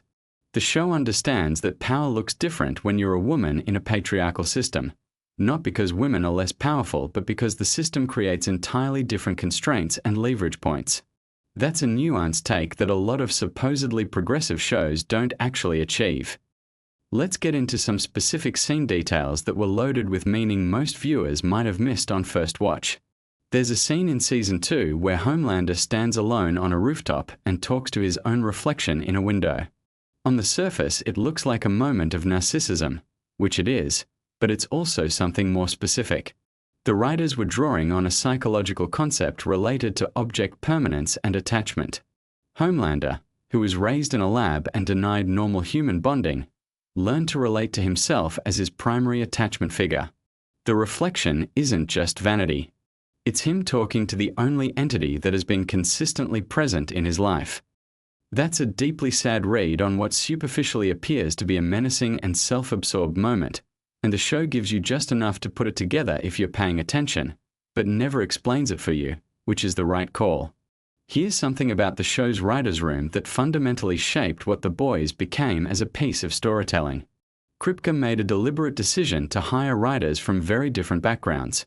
Not just television writers, but people with roots in journalism, political commentary, comedy, and long-form fiction. The goal was to bring in perspectives that weren't shaped by the conventions of how superhero stories are typically told. When your writer's room includes people who think about power and media and corporate influence professionally, rather than just narratively, the critique in the show gets sharper and more specific. You end up with storylines that feel like they were written by people who actually understand the mechanisms of the things they're criticizing, not just people who understand how to create the feeling of critique for entertainment purposes. Alright, let me hit you with some rapid-fire facts that are individually smaller but collectively paint this picture of just how dense and deliberate this show is. The name Vought International was chosen specifically because of its sound. It has that heavy, slightly military feel that evokes American industrial power. The number 7 in the 7 is a deliberate reference to the Justice League, the classic DC team that has 7 core members, and the show's 7 are essentially designed as dark mirror versions of those archetypes. Homelander is Superman gone wrong. The Deep is Aquaman with the societal awkwardness dialed to maximum. Queen Maeve is Wonder Woman filtered through a story of crushed idealism. These parallels are there to make you uncomfortable in a very specific way, because you grew up loving those characters, and the show is asking you to look at what the real-world version of that kind of power might actually produce. The compound that houses Vaught's most classified experiments was deliberately designed to echo the aesthetic of mid-century American government institutions, specifically the visual language of agencies like the CIA in their early years. The architecture of secrecy, the fluorescent lighting, the beige hallways, the bureaucratic mundanity of evil. The show understands that the most frightening things don't look frightening. They look like offices. Let me also talk for a second about the show's international expansion, because the spin-off content, like Gen V and what's been developed for other markets, represent something genuinely interesting about how the franchise is growing. Rather than simply exporting the American version of corporate superhero satire to other countries, the spin-offs are designed to engage with how the specific dynamics of power, celebrity, and institutional corruption manifest in different cultural contexts.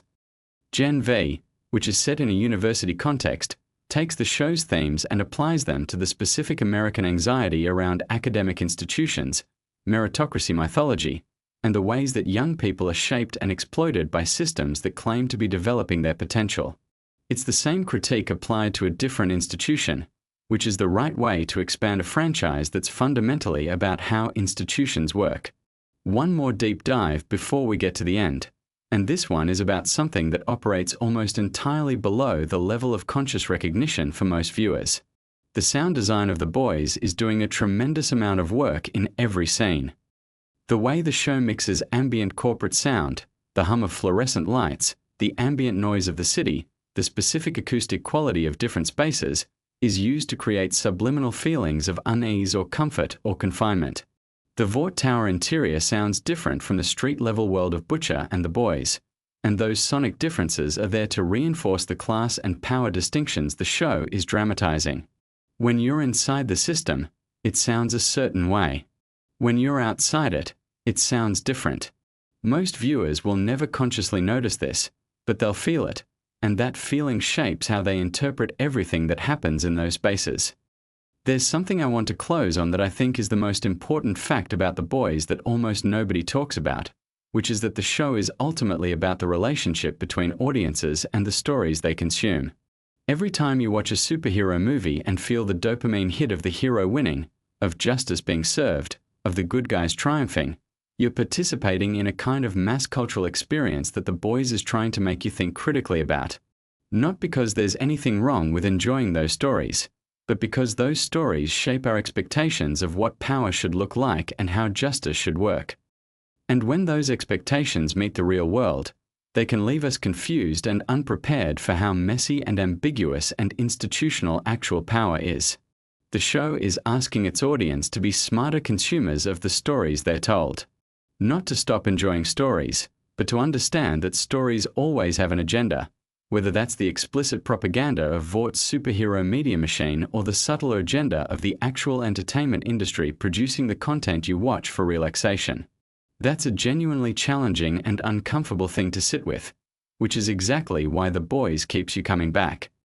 The fact that a show this intellectually pointed has become one of the most watched programs in streaming history is either a sign that audiences are hungry for this kind of challenge, or it's the most elaborate example of the show's own themes playing out in real time. A piece of revolutionary content being consumed at massive scale, generating profit for a corporation, becoming another piece of the entertainment machine it claims to critique. Maybe both things are true.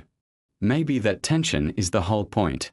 Kripke might be the most honest person in the room, making art about the room he's standing in while fully acknowledging that he's standing in it. The Boys isn't just a show about superheroes being terrible. It's a funhouse mirror held up to every system of power we've decided to trust. And if you weren't already watching it with that frame in mind, I hope this video changed that for you. There's so much more to find in every single episode when you know what to look for. If you dug this breakdown, hit that like button and subscribe because I go this deep on shows, films, and stories all the time, and this is genuinely just the tip of the iceberg. Drop in the comments what detail from the show you think most people sleep on. I read all of them and I want to know what you've caught that I might have missed. I'll see you in the next one.